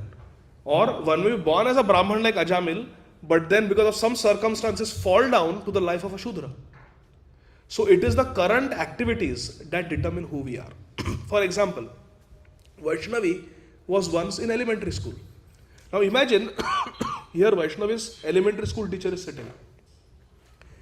And she starts treating Vaishnavi as an elementary school student. Is that fair?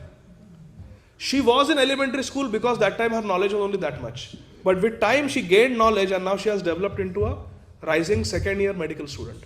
So she should be treated like a elementary school student, or today she should be treated like a medical student. Similarly, someone may be born as a Brahman or a Vaishya or a Kshatriya or a Shudra. But today what work they are doing, that will determine whether they are Brahman, Kshatriya, Vaishya or Shudra. Birth was determined by what? Previous karma. That karma already has given fruit in the form of birth, jati. And that may continue. One born as a Brahman may continue as a Brahman, but not necessarily. We will judge them what they are doing now. Janmana jayate shudro samskarat bhavet dvija. This beautiful answer Yudhishthir Maharaj gave. Everybody likes the answer? Very good.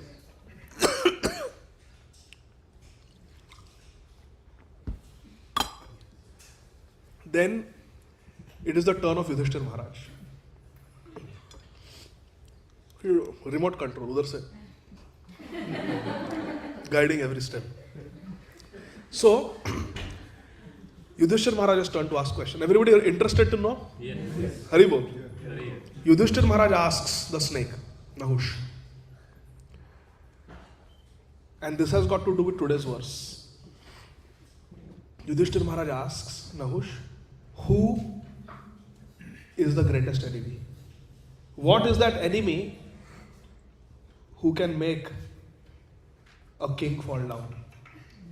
Who is that enemy who can make a Brahman fall down? Oh, little Yudhishthir's. Be sthir. Okay, go. Mind. Very good. Anvika, what's your answer? Also the mind. The mind and also the mind. The mind twins. Yes. Yudhishthir Maharaj asks, who is the real enemy? And immediately Nahush Maharaj replies, it is the mind. Uncontrolled mind. Uncontrolled mind. And then Nahush tells his story. That I got so influenced by my success. I got so carried away by my success that I thought I could have Indra's wife. I thought I could make the Sapta Rishis carry my palanquin. Hare Krishna. It is like telling a sannyasi, imagine a sannyasi guru comes to Atlanta. Even sinful to think like that. And we tell them, chal gadi chala. Not even gadi chala, it's even worse, palanquin. Gadi at least you can put on autopilot.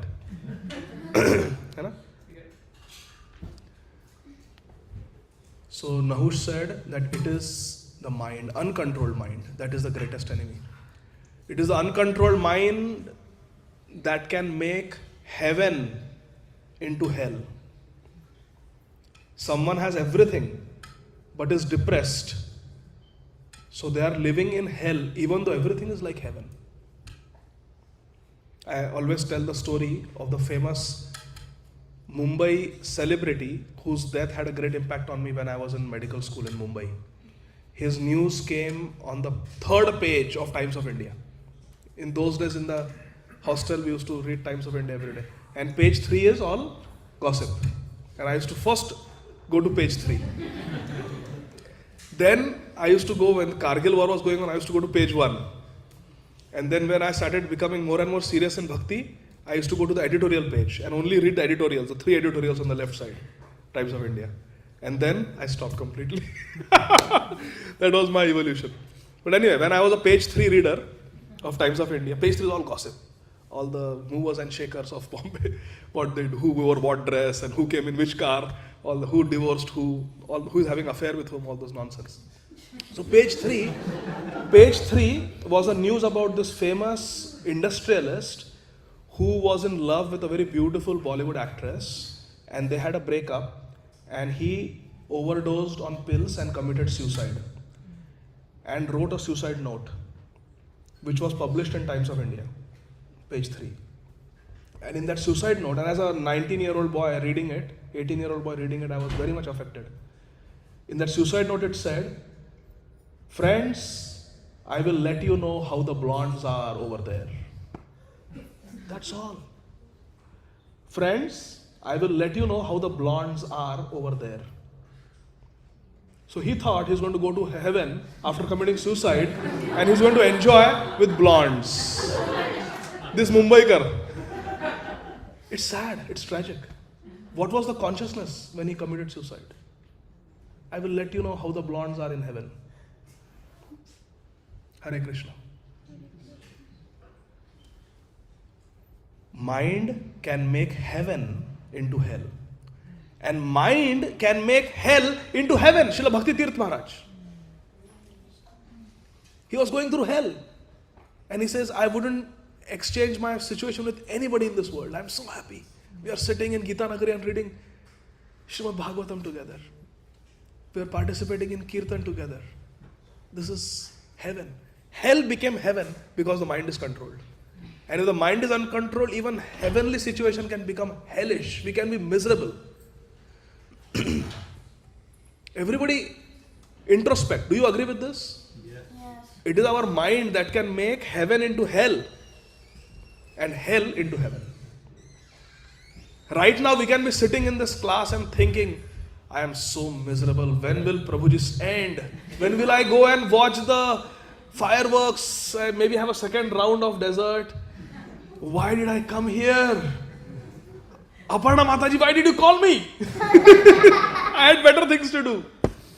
So we can be miserable. Even in such a nice, comfortable environment where Chikki is snoring happily. We can be in hell. Or we can be in bliss. That this is the best part of my week. When I come in the association of my friends, I hear about Krishna, I hear the message of Bhagavad Gītā, I chant Hare Krishna. Haribo. So it's all mind that can make heaven into hell and hell into heaven. So we have to try to control our mind. And the best way to control the mind is to offer the mind to the Supreme Controller, Krishna. And that we have to independently decide to do. Nobody can do that for us. Srila Prabhupada said we have to fly our own flight. Hari Bol. It's a solo flight, ultimately. We can look at each other and encourage each other, chal, chal, chal. But ultimately we have to do it. Nobody is going to chant 16 rounds for us, Aparna Mataji. Correct? You have to get up and chant. So we have to fly our own flights. So let us independently decide today to declare our dependence on Shri Krishna. Hari Bol. And let that be the mood of the Sankirtan that we do now. Kirtan, Narsimarti, Questions? and fireworks. Correct? Huh? Questions? Wow.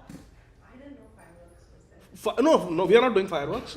But there are fireworks. We are going to have darshan. Dur darshan. Dur se darshan. Okay, any questions about today's discussion? Yes, Kiran Prabhu. There is no Kiran coming from that side. It's all dark.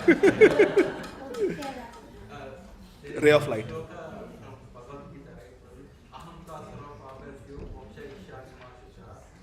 Yes, sarva dharman parityajya. Sarva dharman parityajya mamekam sharanam vraja aham tvam sarva papebhyo mokshayishyami ma. So there also he says surrender to be forget everything, and then I will take out your all sins and I will make you purified. That is Krishna's promise. Yes. Thank you. Thank you. Yes. Very nice. Anvika. Yes. That's the part where you said that you were arguing with the sadhu or a guru, and you said that you didn't have any lust or greed and stuff like that. I thought that we all have two types of greed. Two types of? Greed. And I thought that, well, one type of greed is greed for the material world. And the Second type type? of greed is greed for Krishna. Yes. So there are two types of greed. To chant and just give them for Krishna, the spiritual greed. And the spiritual greed is good. Correct? Anvika? So I thought that you had that. Hmm? So I thought that we all had that. Yes. And that is good. That is the greed that we want to have. Greed for chanting more. Greed for sadhu sangha. Greed for service to Krishna. And material greed we have to curtail. Yes, Veda. So like that king, he was the Veda? king. No, like In this sangha we have a little rule. no. No and like. Now shoot. Like. The king, like, he was, Okay, go ahead. he had so much pride that, like,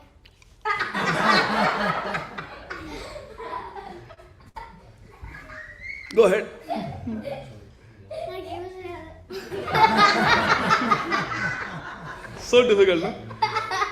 I was tempted to say that to even Vaishnavi Didi, but I thought she will be my doctor in the future, so I kept quiet. I say like a lot.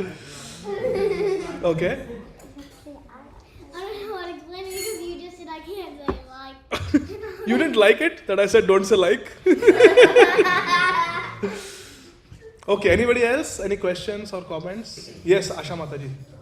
Last line, for one who takes Krishna consciousness directly, and this part where it says perfect surrender to the dictation of the Lord follows the command. Can you explain that perfect surrender? Perfect surrender means actual surrender, to actually do what is pleasing to Krishna. Because even the 9/11 terrorists can say, we are surrendered to Allah. We are surrendered to God. But that is not perfect surrender. They are surrendered to their own ego, their own ideology. They are separatists. So perfect surrender means actual surrender to what Krishna wants, based on Shastra, based on what Krishna says in Bhagavad Gītā and Srimad Bhagavatam. That is actual surrender. Our actions should be based on Shastra. Guru is one who teaches according to Shastra. So that is perfect surrender. One cannot say that, oh, Krishna told me today he wants to wear jeans. Aparna Mataji, Radha Gopinath ko jeans pehnao. That is not perfect surrender. That is just my own, figment of my own imagination. So, perfect surrender means surrender to the dictations of Krishna as mentioned in the Shastra. And Shastra means Bhagavad Gītā, Srimad Bhagavatam, Vishnu Puran, Padma Puran, like that. Upanishads, Vedanta Sutra. Yes. One more question. When you mentioned independently declaring our dependence, complete dependence on Krishna, we can declare it. How do you feel it?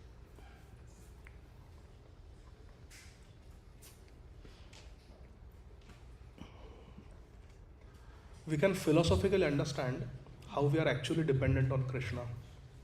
And we go through life experiences where we feel completely helpless. When Maithili was being born, I was a resident, second year resident at Emory. And because I was a resident at Emory, I thought Radhabhav should, undergo delivery at Emory because I knew so many people. And there was a particular resident who was very notorious. Nobody really liked her. and she was known not to have a good hand. And it just so happened that throughout the 9 months when Radha Bhav went for her checkups, she had a certain obstetrician, and exactly when she went into labor, that obstetrician was out of town. And she went into the OR for a C-section, and that resident was on call. And she was very rude also, on top of everything. So I had no faith in her. And I didn't know who is the attending, because usually the residents operate. Second, third year residents, they operate. Because C-section is simple surgery. And I really wanted Radha to have surgery by that doctor that we had followed for 9 months, but she was not there. And I had no control. What can I do? She is in labor, she needs a C-section, and I don't control that department. I'm just a little tiny resident there. So what do? I felt so helpless. I took her to Emory thinking that I will be in control, thinking that I know people, thinking this is my comfort zone. I am a resident here. And I felt myself utterly out of control. What did I do? Hare Krishna, Krishna Krishna, Hare Hare, Hare Rama, Rama Rama, Hare Hare. I can never forget that afternoon. I felt so helpless. I was just praying that may the anesthesiologist do the right thing, let them give the proper spinal anesthesia, let the C-section go well, let there be no complications with the closure, let the baby come out okay. What can you do? Sometimes Krishna puts you in such situations where you become utterly helpless. But that is Krishna's mercy. Because the quality of chanting that we do at that moment is the best chanting. Recently we were in Washington for initiation. I was talking to Namras Mataji and Sanatan Nitai Prabhu. So they were in India. Initiation was announced and they booked their ticket to come here. They came here just for 2 days to get initiated. And their flight tickets got cancelled twice. Their flight was through Istanbul, and because of all the situation, war and weather also, the flights got cancelled. And finally, last moment they said, okay, this flight will take off. So they got on the flight and the weather was so bad. Sanatana Prabhu said the flight was literally doing this. Namras Madhuri said, I have never cried in a flight. She was actually crying. She was so scared that this flight is going to crash. After the Ahmedabad crash, Everybody is scared. So it was so scary, and Namras Madhuri told me, Prabhu, the quality of chanting I did at that time, those were perhaps the best rounds I have ever chanted on a flight. So Krishna puts us through these helpless situations to bring us to the point of complete dependence on Krishna. If you remember when Gaurang Prabhu came, Gaurang Prabhu said something very profound. Gaurang Prabhu said there is purpose behind Problems? Yes. Gaurang Prabhu said there is purpose behind pain. That is such a profound statement. There is purpose, Kartik Prabhu, behind pain. We have pain in. Who is here who says I have no pain in life? I said like that once to Gaurang Prabhu, but that was a foolish 19-year-old. I'm still foolish, but ego. I don't know. Envy. I don't feel envy to anybody, Prabhuji. You're wrong. I don't have these 6 enemies. I told you. Who is here who can say that I have no problems in life? Radha, remember? First counseling meeting. She did the same thing with our Garhastha counselor, Shridham Prabhu and Kishori Mataji. They were saying that material world is dukkhalayam ashashvatam, it's full of problems. And Queen Kunti. Kunti Maharani was saying to Krishna that may these calamities come again and again in my life so that I may always remember you. I just couldn't fathom this. Why would somebody ask for calamities? So I went and asked my counselor, like, why is this prayer even existing? I was relatively new in Krishna consciousness. And I said, I have no problems in life. Like, why would somebody pray for problems? So I remember that day when my counselor said, It was the first counseling meeting. it was the first meeting in Radha Gopinath after getting engaged to him. And he prayed for me. He said, I pray that no calamity may ever come in your life. And may you never have to pray like this. But I never understood why Kunti Maharani is praying again and again. Why should there be calamity in some lives? So anyway, so who is here who can say that I have no problems, no calamities in my life? Is there anybody here? No, we all have problems in life, and there is purpose behind these problems. There is purpose behind pain. And the purpose of pain is to bring us to the point of feeling completely dependent on Krishna. Most of the prayers in Bhagavatam have been spoken at times of great calamity. Can you give examples? Gajendra Moksha? Prahlad Maharaj also? Huh? Tarang? Uttara? Gopi Geet? Krishna had left? Huh? Draupadi? Yes. Brahmar Geet? Gopis were in separation from Krishna. Is there any prayer or Geet in Bhagavatam that comes when everything is fine? No. Somebody is sitting with Krishna and eating, and it's not like that. All these beautiful prayers manifest when the heart is churned by calamities. Just like makhan comes when yogurt is churned. Sorry, I'm weak in the kitchen department. So there is a purpose behind pain. Purpose is to bring us to the point of dependence on Krishna, surrender to Krishna. Okay? Yes. I actually wanted to share something. The first time I heard this verse quoted in a class was by Kadamba Swami. And he specifically spoke about the end of the purport, and I remember it because he was speaking about how simple it is. Krishna is in the heart. You don't have to go somewhere far and wide to go. Krishna is in your own heart. And it's simple. Simply by taking to Krishna consciousness, you automatically perfectly follow the dictation of Krishna. Automatically. So it's not that you have to jump through hoops and do so many things. Just follow the simple process of Krishna consciousness. And the statement that always stays with me, he says, Krishna helps those that help themselves. Help yourself in Krishna consciousness and he will help you with the rest. And that verse was what we discussed last time also. Yes. This one. One must deliver himself with the help of his mind. We have to help ourselves. Beautiful point. Thank you. Sadhu. Is there time for one question? Yes.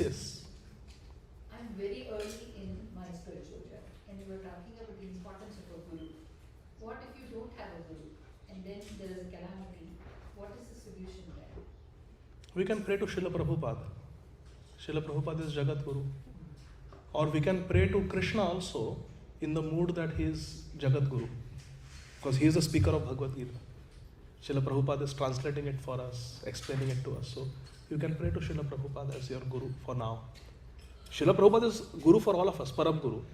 But then we also have a living Guru who we can talk to, who will initiate us, who will instruct us, answer our questions. For now you can pray to Srila Prabhupada. Hare Krishna. Sadhu. Prabhuji, I think you once told us that one Prabhu said that the problems come, but you can choose to suffer or not. This I just remember this part. Who said it? I forgot who said. Who remembers? There's one person with cancer. With liver failure. Who remembers? His Holiness Sridhar Swami Maharaj, Srila Prabhupada's disciple. He said it in Mayapur. He left his body in Mayapur. Yes. Miseries are compulsory, but suffering them is optional. Said from experience. Yes. When you said pray to Guru, what does that mean? Do you speak directly to the Guru, or You speak to Guru in front of the Guru's photo, or you remember Guru and pray to Guru, like how you pray to Krishna. You pray to Guru. Guru may not be physically present, but in your mind you can pray to Guru. Okay. Revati Preeti Mataji. We had the similar incident yesterday, Prabhuji, like when the flight was about to land, like 8 minutes away, right? Mataji, I was just looking, and then the flight went into twice turbulence, like it was like I have never experienced. It was like completely shaking like this, twice actually. Once it got settled, then immediately the second turbulence was affected, and I mean like we were like, let's pull the beat back. Hare Krishna. Yes, Karthik. So then, Prabhu, is it fair to say, if we take the calamity of being in the material world seriously, that we won't get other calamities because our sincerity is deep enough just simply by taking that seriously? calamities will come, like people in a ocean are bound to get wet.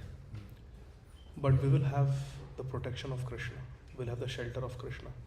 So there is no doubt that being a devotee gives us protection from calamities, in the sense that calamities come, but we don't experience that much disturbance like others do. It gives us inner strength to face. So many examples are coming to my mind of actual devotees that I have seen who have dealt with very bad situations, very painful situations, with a lot of fortitude, because they had Krishna in their life.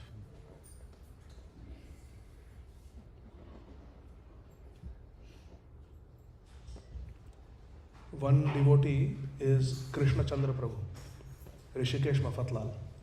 He is Mafatlal Industries in India.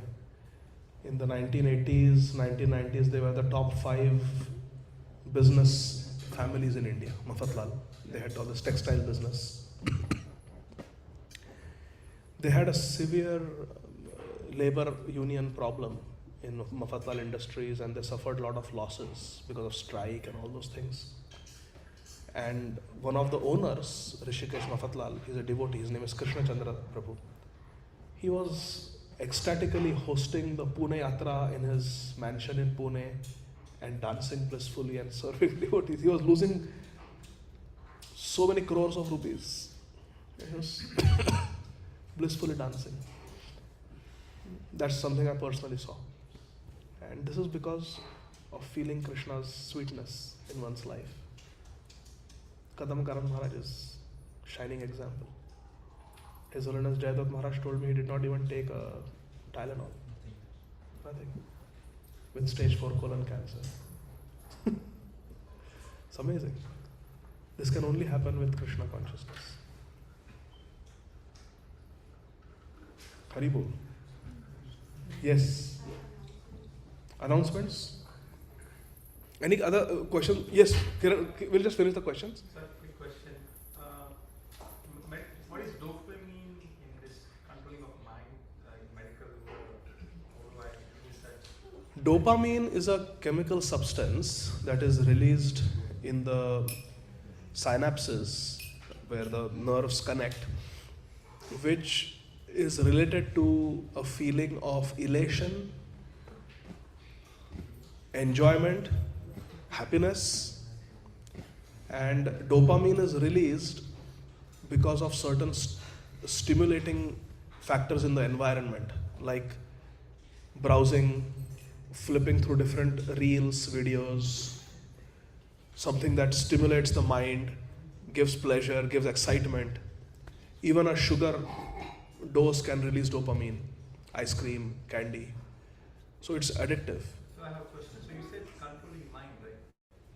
Now, you have only one mind. So what controls mind? I can use my mind to control myself. Like when I fall down, I hold everything. Mind tells me to that. Now, what controls mind by itself? Mind, so it's answered in Bhagavad Gītā, yeah. Anvika. Anvika's nickname is Buddhi. So we have the senses, 5 senses: eyes, nose, tongue, skin, and ears, right? Knowledge acquiring senses. We see with the eyes, we smell with the nose, we taste with the tongue, we feel something hot or cold with our skin, and we hear sounds with our ears. These are the Jnanendriyas, knowledge acquiring senses. But then controlling them is the mind. It's a subtle sense, it's a 6th sense. In Bhagavad Gita, Lord Krishna says, Manaha Shashtani Indriyani. The mind is also Indriya, the 6th Indriya. Shashta, 6th Indriya, mind. And mind is controlled by the intelligence. So think of mind like a minister, and you are the king. Mind is the advisor. And he can make you sign documents, he can make you do so many things. You have to be careful. You have to take it with a pinch of salt. You have to do your due diligence with the mind. So think of mind as a minister. Mind is not the boss. You are the boss. You are the king. And then the senses are like the different departmental heads who will carry out different activities. So mind should be controlled by intelligence, and intelligence comes from Guru, Sadhu and Shastra. Or intelligence can come from material teachers. It's our choice. So material intelligence comes from material education. Spiritual intelligence comes from spiritual education. And it is the intelligence only that can control the mind. So intelligence is like the Prime Minister. Okay, like that. Yes, Prabhu. So who is superior, intelligence or mind? Intelligence is supposed to be superior. But when the mind is uncontrolled, it can overpower the intelligence. And when the intelligence is overpowered by uncontrolled mind, then we are finished. So we have also given the example that mind is like a child and intelligence is like the parent. The parent is supposed to control the child. But sometimes the child becomes so ziddy, starts pestering the parent, starts just creating such a ruckus that the parents give in. ठीक है, go browse, take the laptop for 1 hour, have screen time. The parent doesn't want to do it, but the child is just not listening. So the parent gives in. So intelligence is supposed to control the mind, but when the mind is uncontrolled, it can sometimes overpower the intelligence. So mind's function is to demand. I want to do this, I want to do that. And intelligence is supposed to discriminate. Is this right? Is this beneficial or not? Mind will say, I want to have more money, so I will not pay taxes, or I will cheat. And intelligence will say, no, that's too risky. Mind will say, I want to drive fast, I want to cross the speed limit. But intelligence should say that no, that's not good, you'll get a ticket. So intelligence is supposed to discriminate. Mind simply like a child demands, I want this, I don't want this, I don't want to go to school, I want to go play. That is the nature of the mind. But intelligence is supposed to control. And intelligence becomes strong by hearing the words of Sadhu and reading Shastra. That sharpens and strengthens the intelligence. It's called Vivek Buddhi. So we have to strengthen our intelligence. Does that make sense? Intelligence. Okay, anybody else? Any reflections or questions? No? So we have some announcements. Yes. So today is what? Today is Friday. Monday, Gaurang Darshan Prabhu is coming. His Grace Gaurang Darshan Prabhu is yes. The flyer has been shared. He is a very senior brahmachari and very nice devotee, very learned scholar, very humble, very nice devotee. So he's coming and he's going to do 3 programs. Monday evening, Tuesday evening and Wednesday evening. So all of you are heartily invited. Please come and enjoy the Krishna Katha. The first program will be at Radha Shyam Sundar Dham, and second program is at Veena Mataji and Prince Prabhu's house, and third program is at Asha Mataji and Deepak Prabhu's house. 3 programs. Monday, Tuesday, Wednesday. All programs are at 6:30 p.m. What more announcement? And how do I say that? Happy 4th of July. Come on time. Please be punctual. And He's a very, very big speaker and we agree to come and give us his association. So if we represent a group, we all must maintain some discipline, be on time and be quiet during his classes. Basic etiquettes, but if we maintain discipline, it will be good because all of us represent everyone. so, Hari Bol. Yes, Ritij. About the etiquettes, are we going to discuss the national etiquettes? Where did they go? Right here. Thank you. Attending Aarti. Quickly. Attending Aarti. Aarti is also called. Abhinav? Aarti is also called Niranjana or Drishti, which means waving auspicious items before a person in order to dispel inauspicious influences or elements as a means of protection. The various items offered, all representative of the material elements in pure form, and the corresponding sense objects, for example, sound, form, touch, etc., are auspicious and purifying. So when we offer agarbatti, we are offering earth to Krishna. Agarbatti is made from, incense is made from earth. When we offer the ghee lamp, we are offering fire to Krishna. We offer water in the conch shell, we are offering water to Krishna. We offer a cloth, we are offering earth again. With the ringing the bell, we are offering sound to Krishna. Like that. So all the material elements, earth, water, fire, air, ether, we are offering to Krishna. Srila Prabhupada writes, there must be regular Mangal Arati in the temple during the early morning. An hour and a half before sunrise. That is Mangal Arati. That is Brahma Muhurta. Srila Prabhupada further emphasizes the nectar of devotion, the benefit of seeing the Arati performed. Please listen to this, very beautiful. In the Skanda Puran, there are following descriptions of the result of seeing Arati, worship of the deity. If someone sees the face of the Lord while Arati is going on, he can be relieved of all sinful reactions coming from many, many thousands and millions of years past.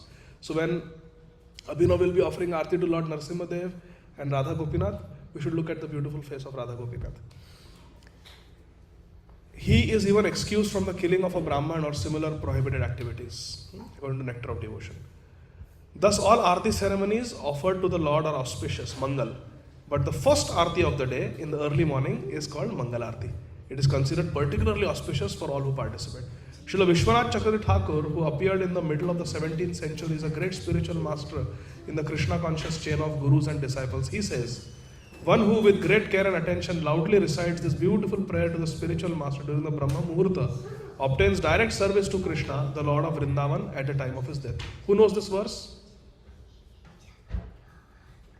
Shrimad Guru Rashtakame Taduchay Brahme Muhurte Padhati Prayatnat Yastena Vrindavana Nityavasam Sevaiva Labhya Janashwanta Eva. Who sings Brahma Muhurta, this prayer, Guru Ashtakam, obtains direct service to Krishna, who is the Lord of Vrindavan at the time of his death. Honoring Mahaprasad. Prabhu Gaurav. Nirmalya refers to the garlands, flowers, chandan, bath water, charnamrita, ghee lamp and tulasi leaves that the pujari has offered to the Lord during the puja. So all the offered items are called what? Nirmalya. After the puja is completed, the devotees should accept these items on the heads, saying Jai Mahaprasada. So now Aarti is offered and the ghee lamp is brought to everybody. What should we do? We take the Aarti and we say Jai Mahaprasad. Like you say, Jai Mahaprasad. It's Prasad. Flower garlands.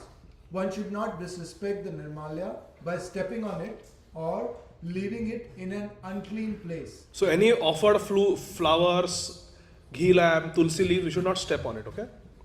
After being properly respected, Nirmalya, such as garlands and flowers, can be collected and disposed in a river, a lake, or the ocean. Yeah, so now this is difficult because you cannot throw in the river here.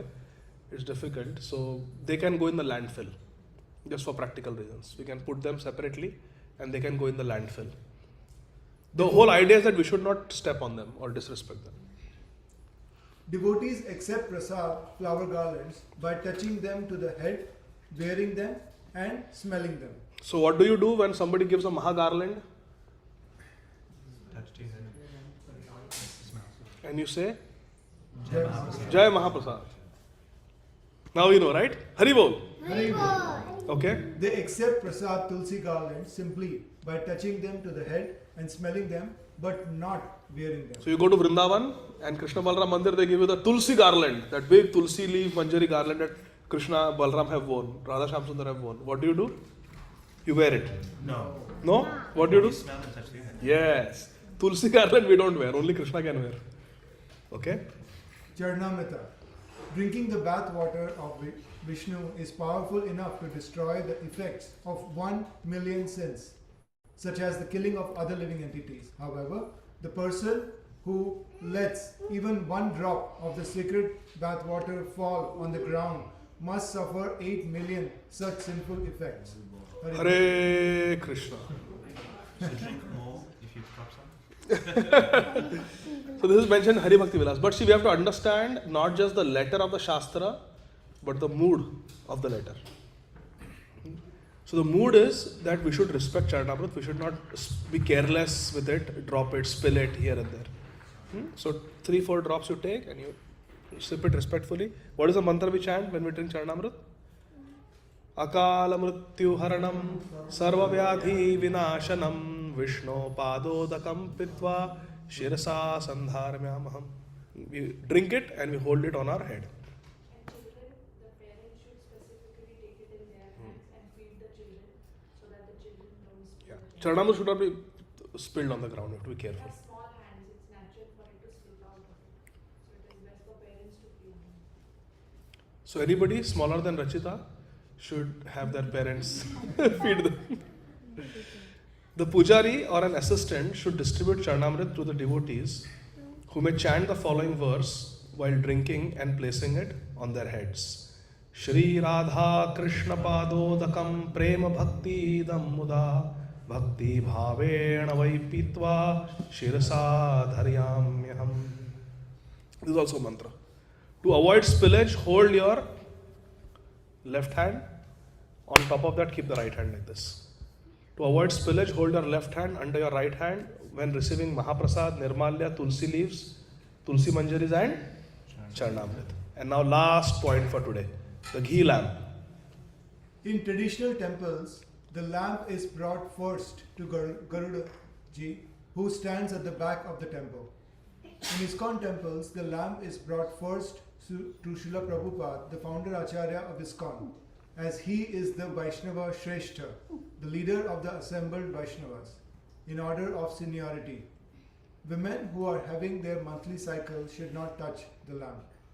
The person offering the prasad lamp should be sensitive to the seniority of the assembled devotees. The assembled devotees, however, should not be overly sensitive if missed when the lamp is offered. So when the ghee lamp is offered in Aarti, it is first taken to Prabhupada. Then it should be given to the senior most devotee. But if the ghee lamp doesn't come to you, you are senior, it doesn't come to you, don't get offended. It's okay.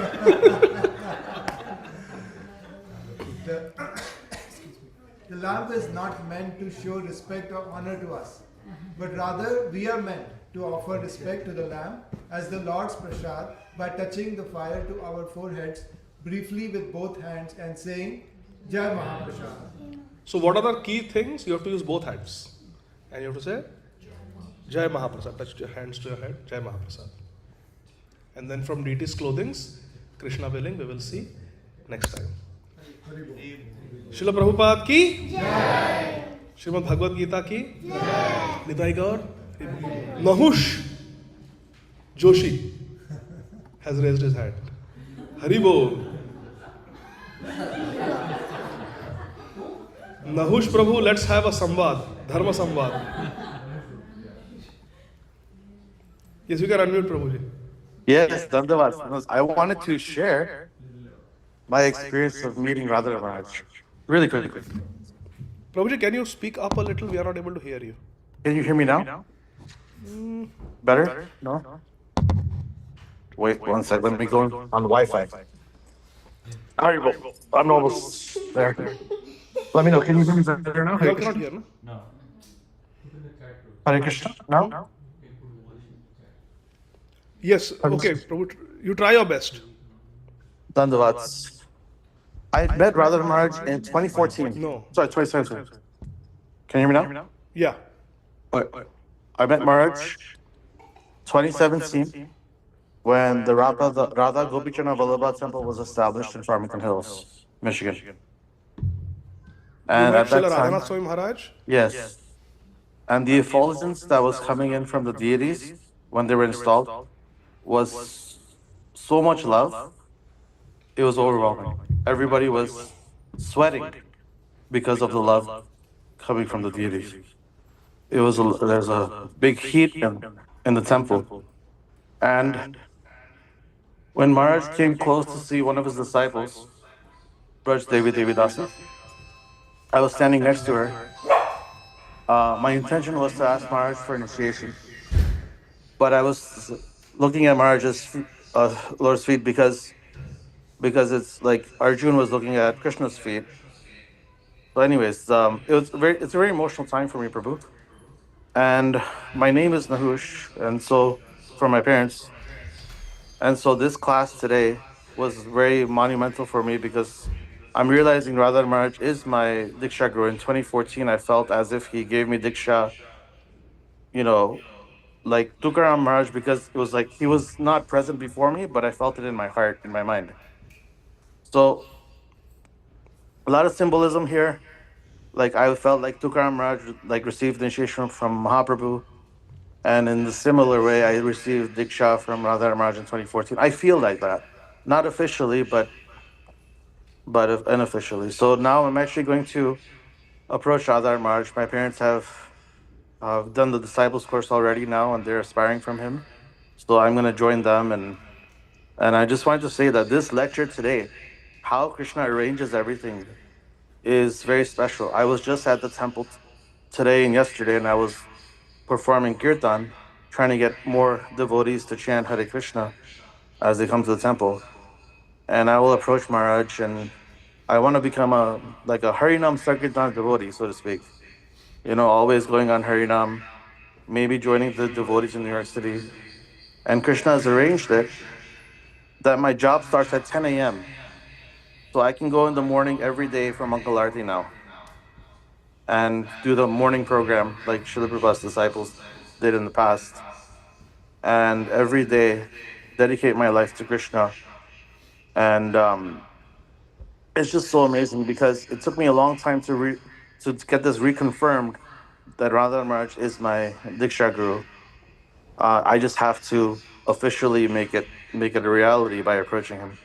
So and with your class today, Prabhuji, is wonderful. I kind of got ahead of myself, you know, looking into history and that of ISKCON. But when Diksha Guru is there, Diksha Guru is there. Everything makes sense. So Dandavad. Thank you, Nahush Prabhu. Hare Krishna. Okay, so now what's the next part? We're going to Narsimarti? Huh? Kirtan. Okay, and then it's getting dark. So, Prabhu, what is the time? Oh, where is Ajay Prabhu?